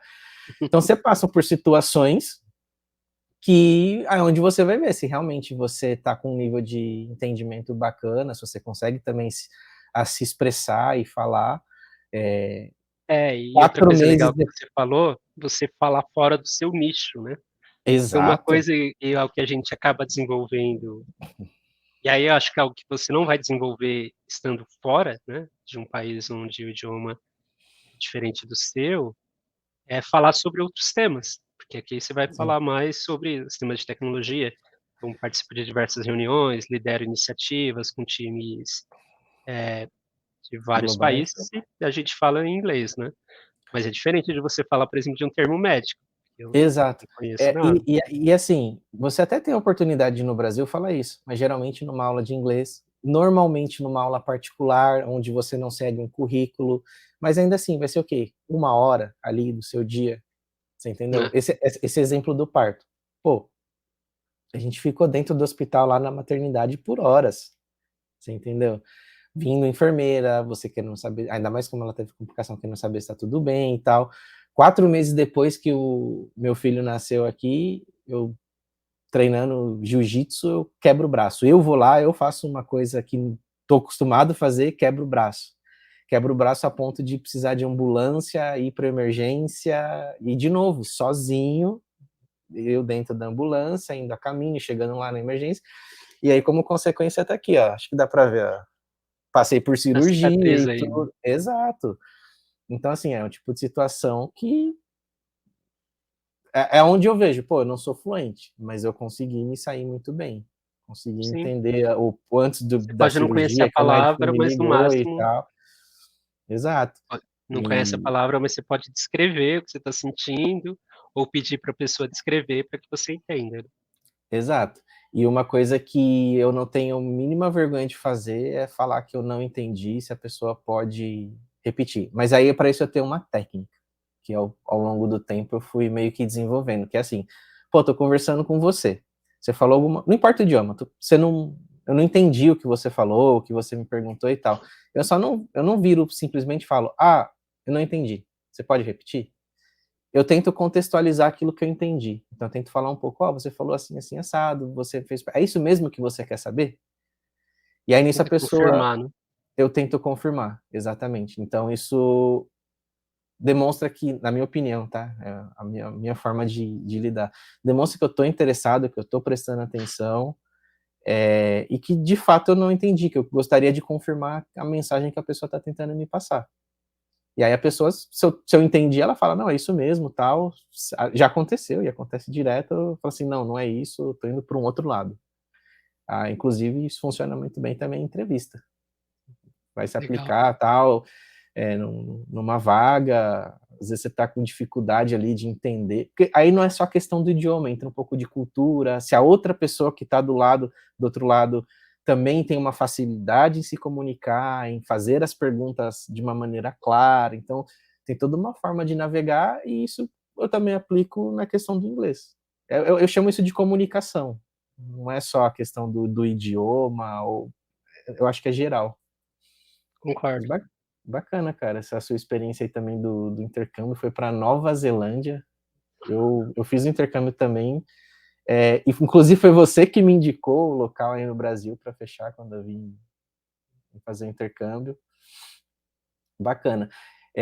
Voltando a falar sobre a questão da carreira dentro da Microsoft e tal, então você ficou bastante tempo nesse time, né, de suporte, Porque teve um desenvolvimento aí não só técnico, mas também mesmo pessoal, né, os soft skills, habilidades, sei lá, de adaptação, própria comunicação, deixou de ser uma pessoa introvertida, é uma pessoa mais comunicativa e tal, e hoje você falou que você está num time de pré-vendas, então assim, daquilo que eu entendo, é uma transição grande, sim, sim. de um time que a gente era, que era extremamente técnico, não só visto pelos clientes, como profissionais assim que, pô, tecnicamente conhecem, a gente fala, né, bit no byte, mas também internamente. E como que foi esse processo de transição? Sair Legal. de uma área Eu extremamente acho que técnica e ir para uma área comercial, uma área aí de vendas. só ia fazer mais um comentário ali, dentro desse time técnico, e a gente pôde acompanhar a evolução do próprio mercado, né, da própria Microsoft também saindo do mundo on-premise. Então, eu entrei na Microsoft para trabalhar com AD e Cluster, que eram minhas especialidades ali na HP, e fiquei bastante tempo ali, né, com esse foco. Depois voltei de novo para trabalhar com a parte de Windows Client, né, que tinha sido meu foco lá no começo da carreira, como às vezes a carreira é meio que cíclica, né, então com o lançamento do Windows 10 ali em 2015, fui pro fui um dos primeiros do time aqui a trabalhar com esse foco, né, foco exclusivo com o client, e depois, né, teve ali a evolução do Azure, né, o Microsoft 365, as demais soluções de produtividade, e todo mundo, de certa forma, foi caçando um caminho ali para continuar se desenvolvendo e conectado com o propósito da empresa na nuvem, né. Então, foi a época que eu fiz também essa troca ali de tecnologias, né, que eu acabei especializando no Intune, Microsoft Intune. E eu acho que essa evolução interna, né, que acabou acontecendo dentro do time, também meio que me capacitou em partes para o que poderia vir depois, né. Então, o próprio profissional continuou sendo, assim, um profissional técnico, só que, eh, com uma necessidade de entendimento melhor também do lado do negócio dos clientes, né. Então, isso não foi algo obrigatório, foi para mim até uma evolução natural, e que algumas pessoas conseguiram se adaptar bem, outras nem tanto, mas isso me ajudou um pouco, né. E a gente em outubro do ano passado, então 2022, desde outubro de 2022 que eu fiz a transição para o time de pré-vendas. Realmente foi uma grande mudança para mim, né, eu que sempre fui uma pessoa muito técnica, que sempre gostou de, como você falou ali, olhar para os bits e bytes, mas chegou um momento de carreira e essa foi, sim, uma mudança planejada. Acho que é a mudança mais planejada da minha carreira até hoje. Chegou um momento no time que, apesar de eu estar satisfeito, estar super bem com a liderança, não ter problemas de relacionamento, né, era realmente estava bem satisfeito no time, começou a me preocupar um pouco com a questão de futuro, né. Eu via que eu já tinha a possibilidade de ficar um pouco estagnado, se eu continuasse na Uhum, mesma área. Não necessariamente não estagnado tecnicamente, né, porque as sim. coisas mudam todo ano, então todo ano tem coisa nova para você aprender, não é ficar estagnado tecnicamente, mas como carreira mesmo. Então eu falei: "Bom, beleza, vamos começar a pensar no próximo salto". E aí eu, no começo eu não sabia direito, eu só tinha a certeza que eu queria mover para algo, mas não tinha noção exata para onde eu queria ir. Aí uma antiga gerente ajudou a gente ali com algumas ferramentas, algumas conversas, né, Foi sobre a Pri? próximo foi a Priscila, a Priscila. Pô, legal Ela que mencionar, ajudou a porque, gente. assim, ela me ajudou muito também no período que ela foi gerente aí na Microsoft Brasil. Sim, Até depois, não só mesmo depois que ela saiu, de vez em quando a gente ainda mantém contato. Acho que vale a pena mencionar aí e deixar o agradecimento público. legal. Ela me ajudou realmente, assim, foi a primeira gerente que eu tive que teve esse foco, os outros gerentes todos atuaram ali em algum ponto de desenvolvimento da minha carreira, mas pensando em próximo passo, um salto, uma mudança de área, ela foi a gerente que me ajudou com isso. E ela começou esse trabalho, depois ela saiu e outros gerentes, o André Michelotto, eu também tenho que falar dele, que ele foi a pessoa que me ajudou muito no momento de transição, e eu sou muito grato para ele, até por alguns problemas de saúde que teve aqui em casa, mas depois a gente pode falar disso. Mas nesse momento, então, eu comecei a analisar algumas posições, comecei a marcar, né, algumas reuniões individuais com pessoas que eu já conhecia de algumas áreas que me interessavam, realmente para falar: "Poxa, ó, você está nessa área aqui, me fala aí, o que que é legal, o que que não, o que que você gosta de fazer aqui, o que que você não gosta e o que que te mandaria embora, né? O que que você pode fazer de errado aqui que você está descartado, né? Fiz Uhum. essa conversa com várias pessoas, realmente para entender que às vezes a gente tem uma visão, e aí isso eu recomendo para as pessoas também, né? Se você vai lá no LinkedIn, poxa, essa vaga aqui, deixa eu ver se eu conheço alguém ou alguém que conhece alguém que trabalha nessa área, né? Manda uma mensagem, chama a pessoa para fazer um bate-papo, tenta ter essa conversa franca, né? Porque nem sempre o que está escrito na descrição da vaga reflete tudo, né? O que a vaga é, até porque é difícil mesmo de refletir isso. Então, eu tive essa conversa com com várias pessoas. Vislumbrei duas posições diferentes e fiquei ali esperando um momento onde tivesse vagas abertas nessas duas posições, né? Então, uma era dentro do time de produto da Microsoft. Cheguei a participar de um processo seletivo, não se envolveu bem, mas no final acabou não dando certo. E uma outra acabou acontecendo em outro momento. Então, quando eu recebi o feedback que essa primeira que eu me apliquei não tinha dado certo, acho que 1, 2 semanas, o colega, né, o Valdemar, que trabalha comigo Uhum. no time, ele falou, poxa, ó, tem uma vaga aqui e tal, dentro do time de pré-vendas, é uma vaga de especialista técnico, né, então continuo sendo uma pessoa que trabalha com tecnologia, mas com foco em ter um convencimento técnico de uma oportunidade de vendas. Então, ele me chamou, Só para deixar claro, antigamente o foco era suporte, ou seja, o cliente ele isso, já tinha aquele suporte, adoção, produto né, a e já gente tudo. pode É, falar. exato. E agora o foco é a pré-venda. Isso. Então, hoje eu trabalho numa equipe que dentro ali do mesmo, trabalhando com a mesma gerente, né? A gente tem duas posições, dois tipos de posições, né? Então, uma pessoa que é o especialista do ponto de vista comercial, né? Então, é a pessoa que vai ter toda a discussão de preço, de desconto, etc. E ela tem que ter uma visão abrangente ali de todo o portfólio. E aí, junto com ela, sempre tem um especialista técnico, né? Então, tem diversos tipos de especialista técnico também dentro do time de pré-vendas da Microsoft.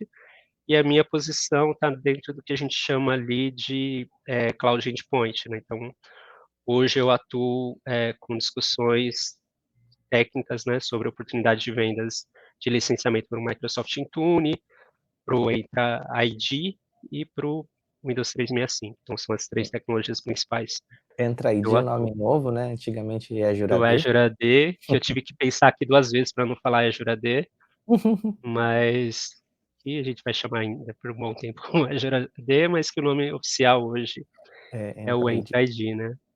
E aqui eu gosto sempre de falar, né, sobre isso. Quando a gente fala sobre desenvolvimento de conhecimento técnico, eu digo que o meu desenvolvimento, né, não estou aqui também querendo me gabar e ser exemplo para ninguém, mas só contando um fato.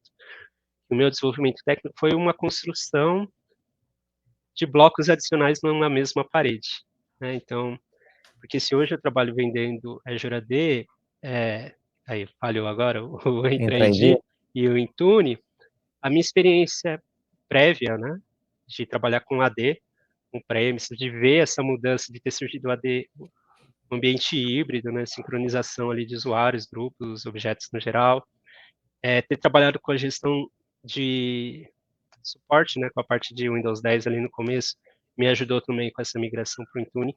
Então, não cheguei a fazer uma mudança disruptiva, né? Tipo, joguei tudo que eu conhecia no lixo e comecei algo novo. Não, minha curva de crescimento técnico foi realmente sendo, adicionando, né, como eu disse ali, mais blocos na mesma parede. E aí isso facilita, porque eu tenho conhecimento ali desde a base, o que era antes, como mudou, e lógico que todo dia surgem novos temas, fica mais complexo, mas essa base anterior me ajuda bastante. Legal, bacana. Você falou da questão de Intune, Endpoint, então são as soluções em nuvens, né, que a Microsoft oferece para gerenciar. A gente pode dizer que é gerenciamento de dispositivos, né? Isso, gerenciamento de dispositivos. Qualquer dispositivo, por exemplo, eu tenho um iPhone aqui. Hoje o Então, Intune eu sou um cliente e falo assim, olha, os meus colaboradores têm Android e têm iPhone. E eu quero permitir que eles utilizem recursos corporativos através desse dispositivo. Então, você consegue gerenciar esses dispositivos através da plataforma da Microsoft.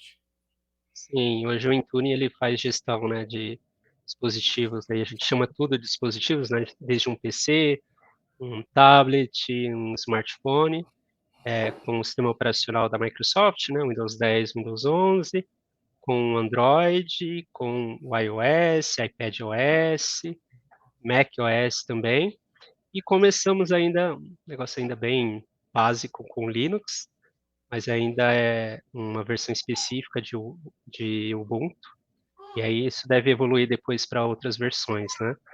Mas basicamente é isso, e hoje a gente tem a possibilidade de integração ali com Chrome OS também. Então tem Legal. uma plataforma bem Aumentando o vasta ali escopo de de dispositivos dispositivos suportados. gerenciados. Sim, Legal. Tava pensando aqui, você falou lá no começo que você é casado e que você tem 3 filhos.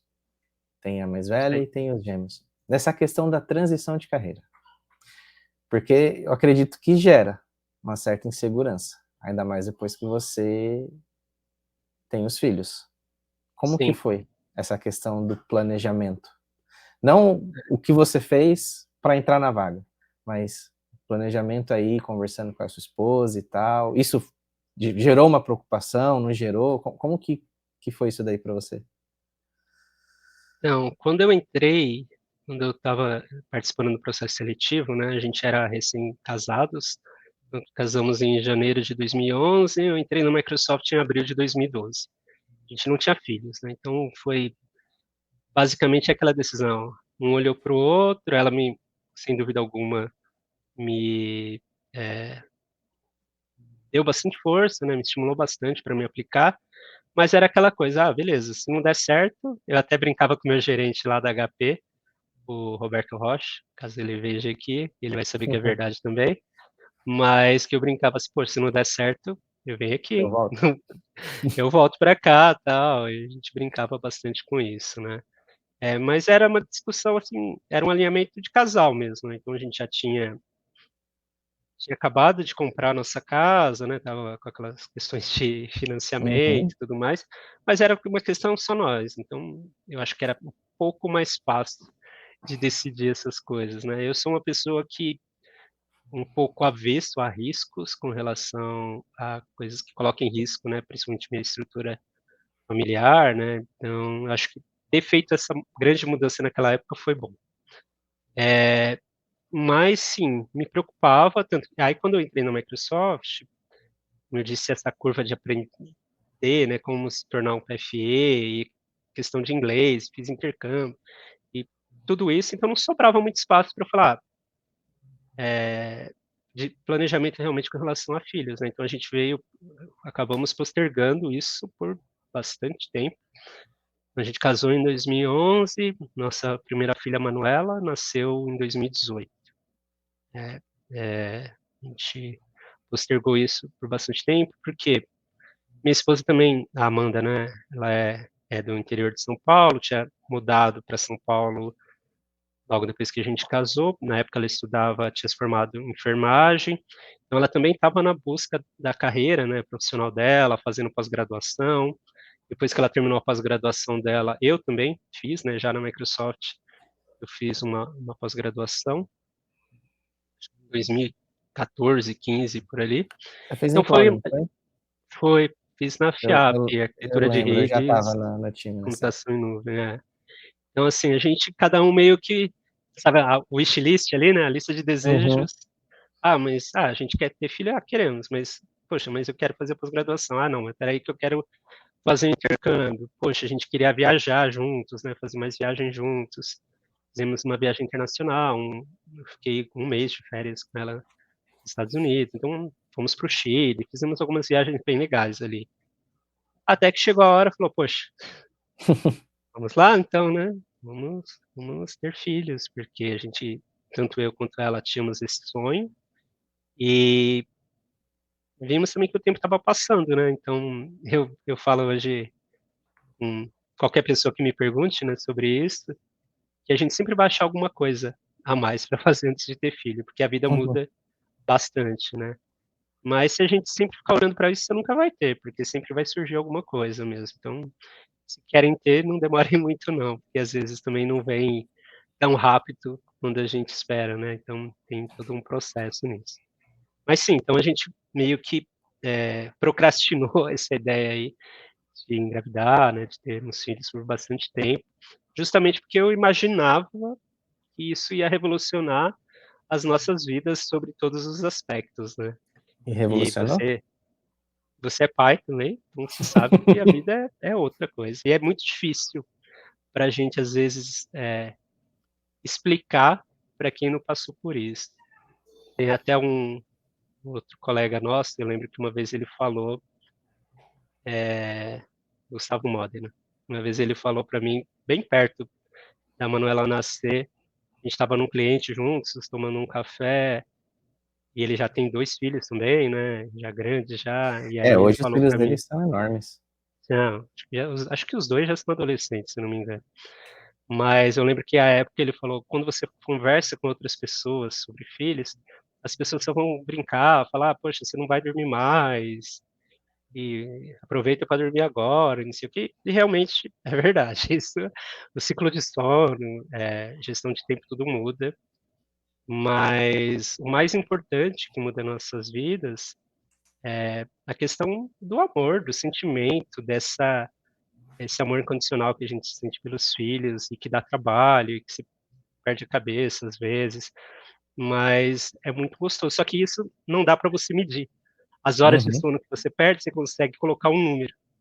O amor que você oferece para os seus filhos, o que você recebe de volta, eh, não são coisas que a gente consegue Imensurável. medir, né. Então, às vezes, as pessoas acabam focando nessa parte, mas é maravilhoso. Muda muito a vida, muda demais, assim. A gente teve a Manuela em 2018, eu já estava, né, no time de PFEs ali, na época já tinha mudado o nome do cargo, mas era o mesmo time ainda. E aí depois começou a pandemia em Uhum. 2019, e a gente teve os 20. gêmeos, né, o Miguel e a Pandemia foi em Maria. 2020. Aliás, É, 2020. foi Oficialmente começou dezembro de 19, mas uma ou os 2 problemas semanas, vieram em não, não, 2020. não foi nem uma semana, eu ia falar 1 ou 2 semanas antes, mas foi um dia ou 2 dias antes de fechar tudo aí no Brasil, foi a última vez que a gente se viu presencialmente. É, Que, se eu não me verdade. engano, foi no dia do aniversário da Helena, Da filha de um Helena, amigo filha nosso. do Thiago. Depois disso, a gente não conseguiu mais se ver pessoalmente. Então, assim, Verdade. a gente aqui em casa, a gente conhece a Manu, mas, por exemplo, você ainda não conhece nem a Olivia, que é a minha filha mais velha, que acabou de completar 3 anos. Pra você ver É como o tempo verdade. passa rápido. É, que eu acho que o aniversário dela foi em começo do ano de 2020, e aí antes do carnaval, né, acho que por ali, e aí Foi depois um realmente pouquinho fechou tudo. depois, foi Foi? ali Não em lembro, mas primeira semana de março. por ali, comecinho do É. ano, né. E aí logo depois realmente, eu lembro que até no aniversário a gente já comentava alguma coisa: "Poxa, você viu, as notícias, né, sobre a Covid na Europa e tal", mas Isso. ainda não Eu tinha tinha acabado de surgido voltar muita dos Estados notícia no Unidos Brasil. nessa semana. É, Eu até fiquei meio assim: "Nossa, quase que eu fico preso". Uma pergunta, vou voltar um pouco, a gente já estava falando de você como no time de pré-vendas, mas aí como a gente entrou nesse assunto de filhos, e eu conheço um pouco da rotina do que era um PFE, um Customer Engineer, e aí foi mais ou menos ali na época que a Manu nasceu, que foi em 2018, eu lembro que a gente ainda viajava bastante. viajava.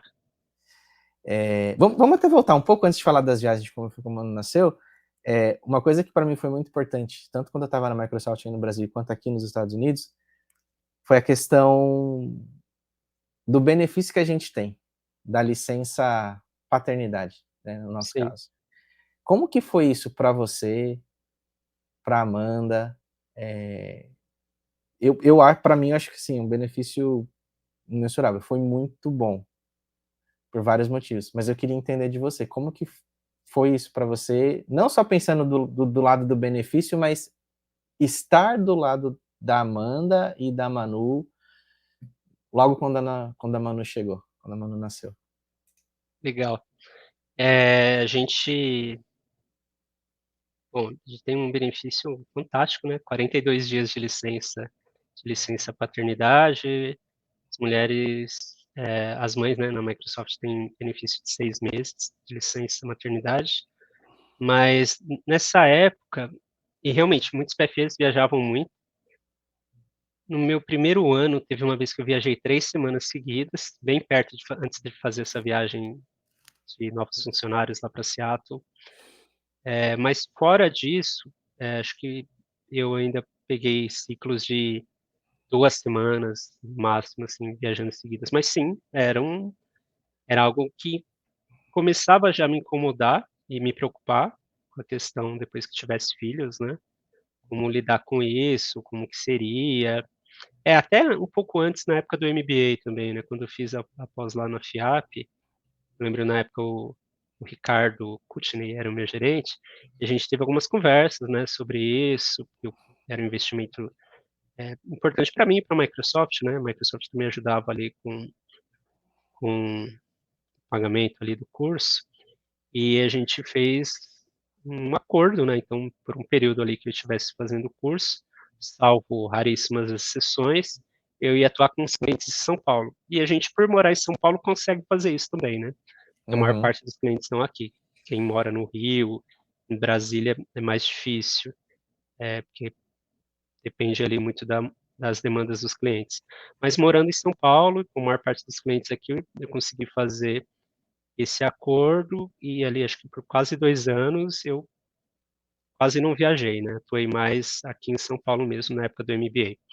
Então, quando estava em 2018, né? Eu terminei o MBA em 2015. Então, 2018 ali, quando a Manu estava para nascer, eu busquei fazer o mesmo acordo. Na época, a gerente era a Thaís, e aí eu conversei com ela também, e ela tinha sido mãe há pouco tempo também, né? Então, eu peguei e conversei com ela, que além do período da licença, já é uma grande vantagem, né, em relação à maior parte dos pais, né, realmente de ter esse momento para realmente exercer nosso papel de pai, né? Então, ajudar a mãe ali no período da amamentação, em todas as crises de cólica noturnas ali que a maior parte dos bebês tem, e toda o cansaço, né, do sono, tudo mais, então os revezamentos quem ficava à noite, de dia e tudo mais, que todo mundo que tem filhos ali passa, principalmente nos 3 primeiros meses, não ter que me preocupar em ir trabalhar 5 dias depois que minha filha tivesse nascido, né, que é a regra padrão, né, falando aqui de Brasil, era muito confortável, né, então me ajudou realmente bastante. Além disso, na época conversando com a Thaís, eu consegui que, quando minha esposa completou 6 meses de gestação, eu não viajei mais. Então, antes mesmo da licença, eu consegui, né, de novo, por trabalhar e morar em São Paulo, isso ficou mais fácil, mas eu consegui não viajar, porque depois dos 6 meses a gente sempre sabe que tem um risco ali, né, do parto às vezes adiantar, ou ela precisar de alguma ajuda, eu queria estar próximo. E naquela época a gente nem pensava em trabalho de Remoto. casa, né, como a gente faz hoje, não.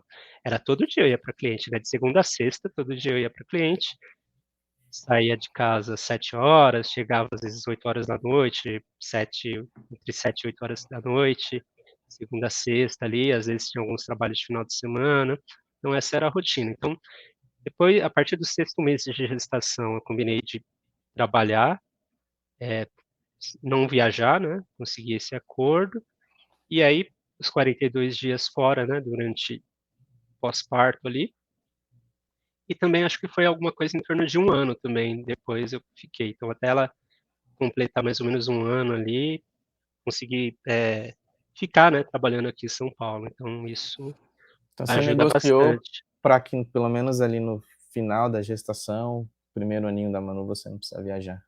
Isso, Ah, isso. legal.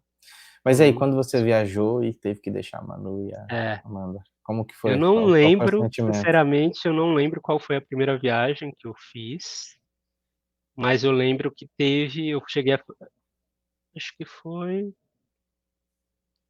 Acho que foi minha última viagem para os Estados Unidos. Foi quando ela já tinha 1 ano, acho que foi julho, junho de 19, por aí.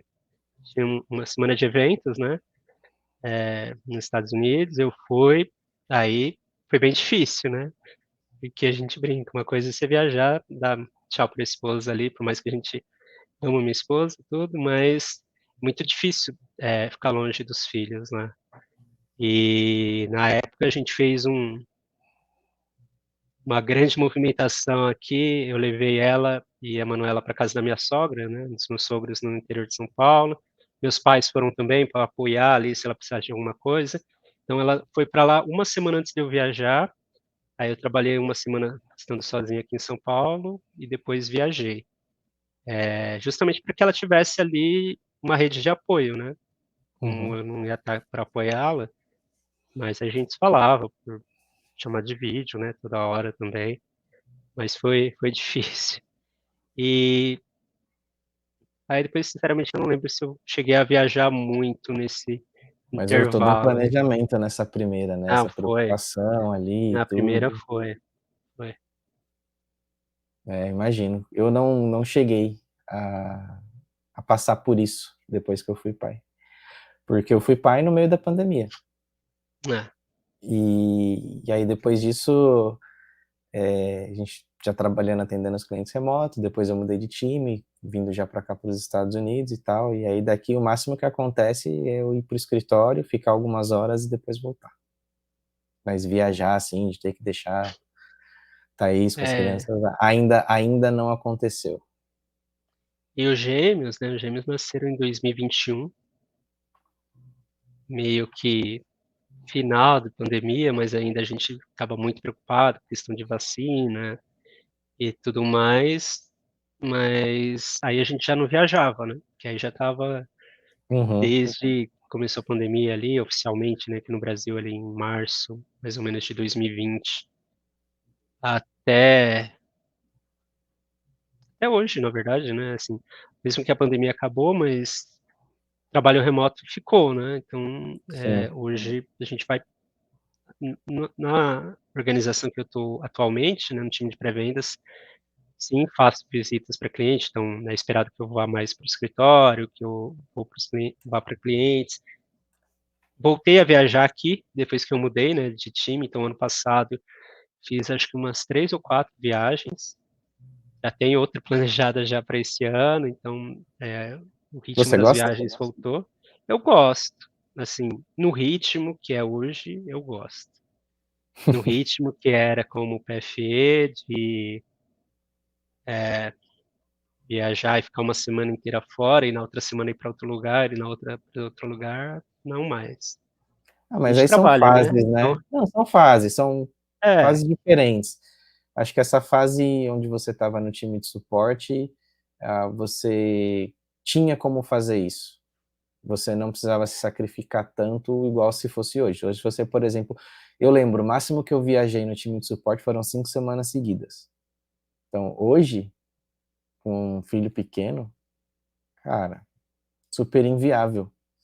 Não então. só por conta da demanda em casa, acho que é importante falar isso, não só por conta da demanda em casa, mas principalmente porque eu quero estar perto, eu quero estar presente.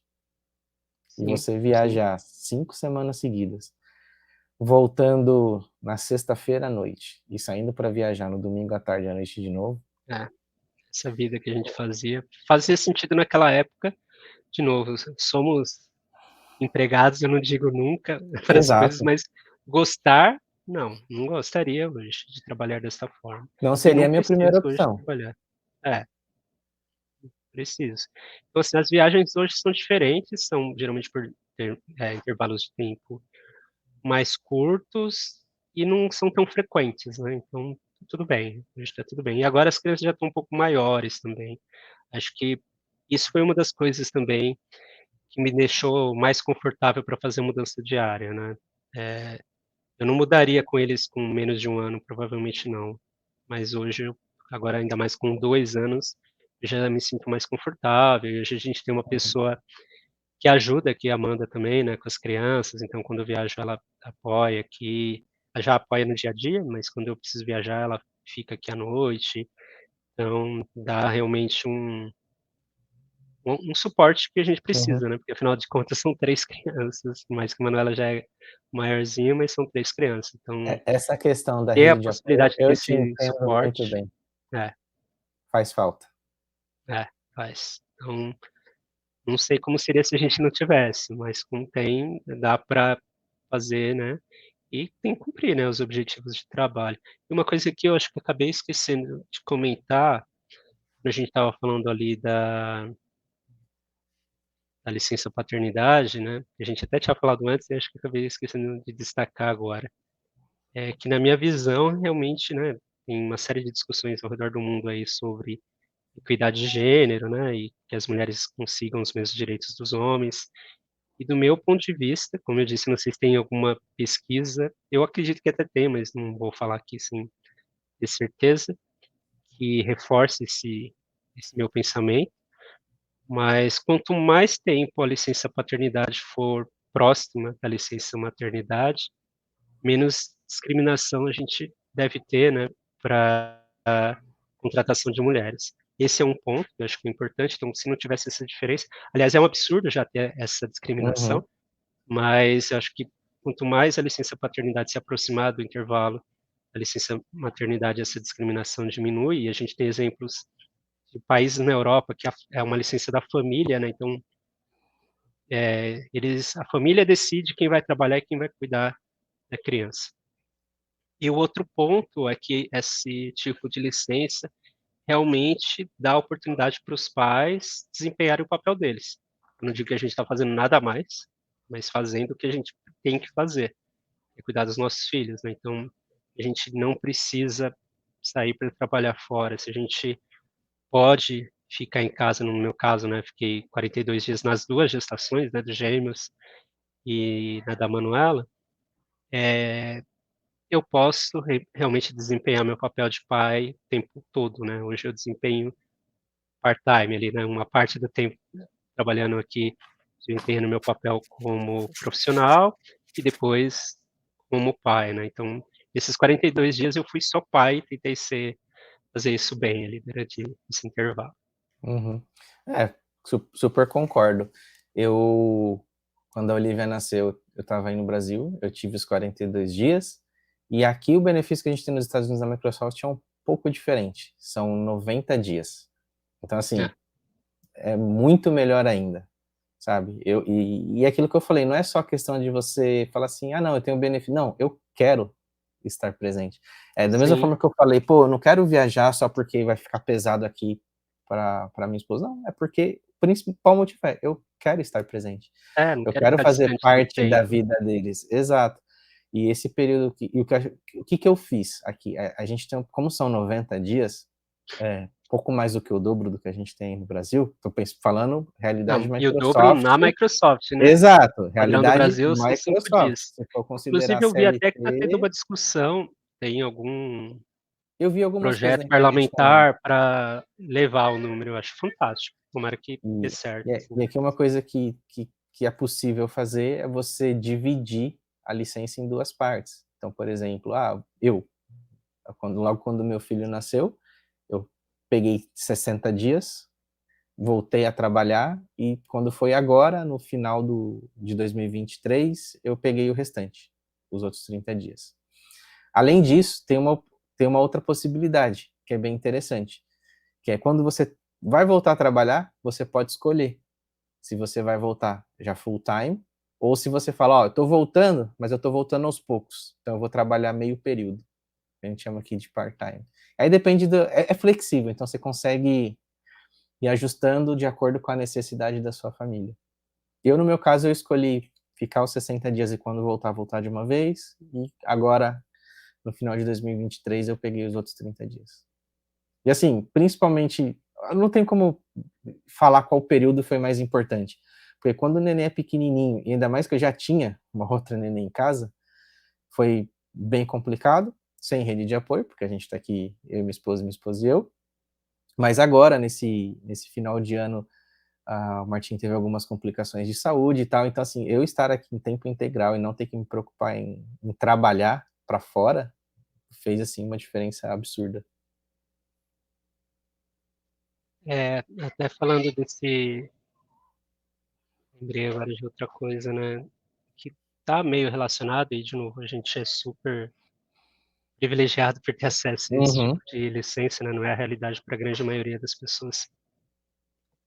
Mas no Miguel e Maria nasceram em 2021, novembro de 2021, e ali em 2022, né, pandemia rolando ainda aqui, nem todo mundo vacinado e tudo mais, eles tiveram uma complicação, ficaram 15 dias internados.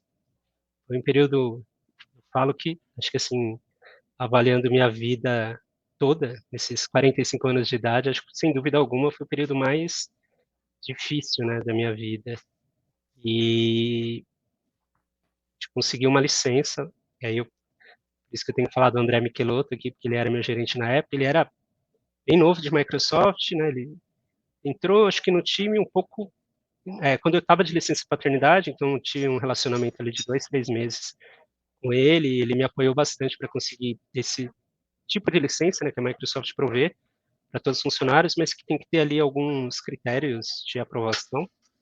E eu fiquei 15 dias sem trabalhar, fiquei 15 dias no hospital com eles, né? Eu e a Amanda, né? A gente se Uhum. dividiu porque os dois ficaram internados e cada um com um status de saúde diferente, em quartos diferentes. Depois a gente contou um pouco com a ajuda de amigos também, para revezar ali, principalmente com o Miguel.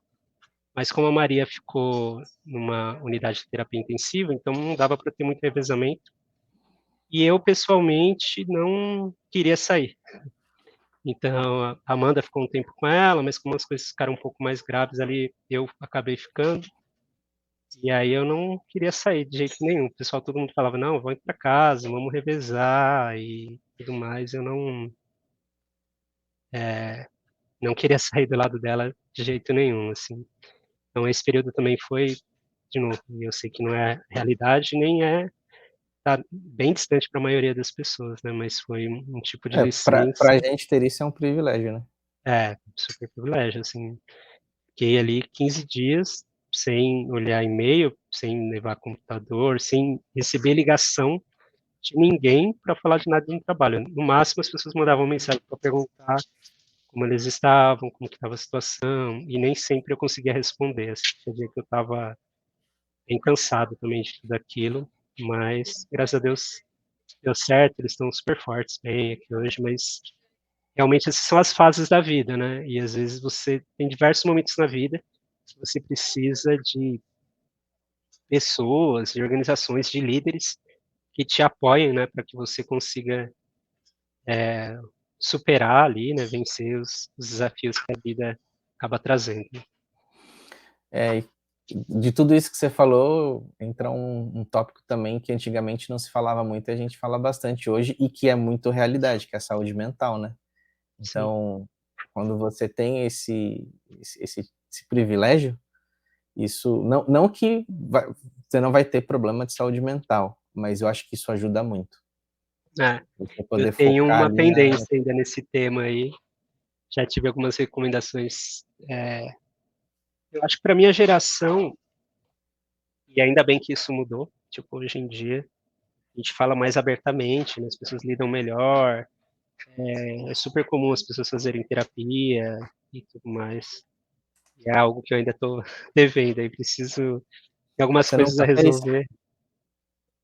Você nunca Ué, fez terapia? nunca fiz, nunca fiz, mas preciso Não, fazer. eu recentemente eu comecei. Eu preciso começar ali. Tem algumas coisas a lidar, como por exemplo, um medo de água, tem uns bloqueios ali. E eram coisas que não me incomodavam tanto, tipo, sempre tive isso. Mas a partir do momento que você tem filho, você começa a observar que aí você começa a deixar de vivenciar situações por causa do seu bloqueio, ou pior ainda, transferir esse trauma, esse medo, não sei Para qual a forma criança. adequada, para a criança, né? Porque os filhos, em geral, são espelhos dos pais, não só isso, né, eles não são só o espelho dos pais, mas a gente contribui de muitas formas, né, com genes, com comportamentos, com como eles observam muito, né, a gente no dia a dia. Então eu vejo que hoje em dia tem algumas coisas que eu preciso lidar e melhorar em mim mesmo, para que eles também sejam pessoas melhores, né, então, Uhum. na lista aqui de pendências que preciso tratar. É, é complicado. É complicado, eu falo que é complicado, mas é assim, eles aprendem muito mais nos observando, vendo aquilo que a gente faz, do que com aquilo que a gente fala. Então, quando eu falei, é complicado, é porque, assim, uma coisa sou eu lidar com os meus problemas, com os meus traumas, com os meus receios. A outra coisa é a Thaís, como minha esposa, que já é adulta, tal, conseguir lidar com isso daí também. Só que quando você vê o seu pequenininho ali reproduzindo algo que você faz, você fala, opa, óbvio, se você é uma pessoa consciente, uma pessoa que não só quer estar presente, mas você quer oferecer o melhor. Por exemplo, você sabe o que é aquele trauma ou aquele receio, qualquer coisa que você tenha, como aquilo te impacta. E você não Uhum, quer ver aquilo impactando no seu filho. sim. Então, a motivação principal para que você mude acaba nem sendo você, mas sim porque você não quer que seu filho passe por aquilo. E é aquilo ali que vai É, te dar força para falar, tá bom, eu preciso pedir ajuda? Então tá bom, vamos pedir ajuda. Eu preciso mudar o meu comportamento? Então tá, eu vou começar a ficar mais atento para eu mudar meu comportamento. E isso é e um até cuidar progresso, mais né, da leva saúde, tempo. a gente tá falando de saúde mental, mas até cuidar melhor da saúde física também, então hoje eu me preocupo com algumas coisas, talvez, o problema é que às vezes eu só me preocupo, mas tomo poucas ações, então eu tenho que focar um pouco mais nas ações, justamente depois de ser pai, que antes eu não ligava tanto, assim, beleza, tá tudo bem, depois eu corro atrás disso. Aí quando você tem filho e você vê como o tempo passa rápido, aí você fala: "Poxa, não dá pra deixar isso pra depois não, tenho que Uhum, resolver mais logo, que o tempo tá passando". exato.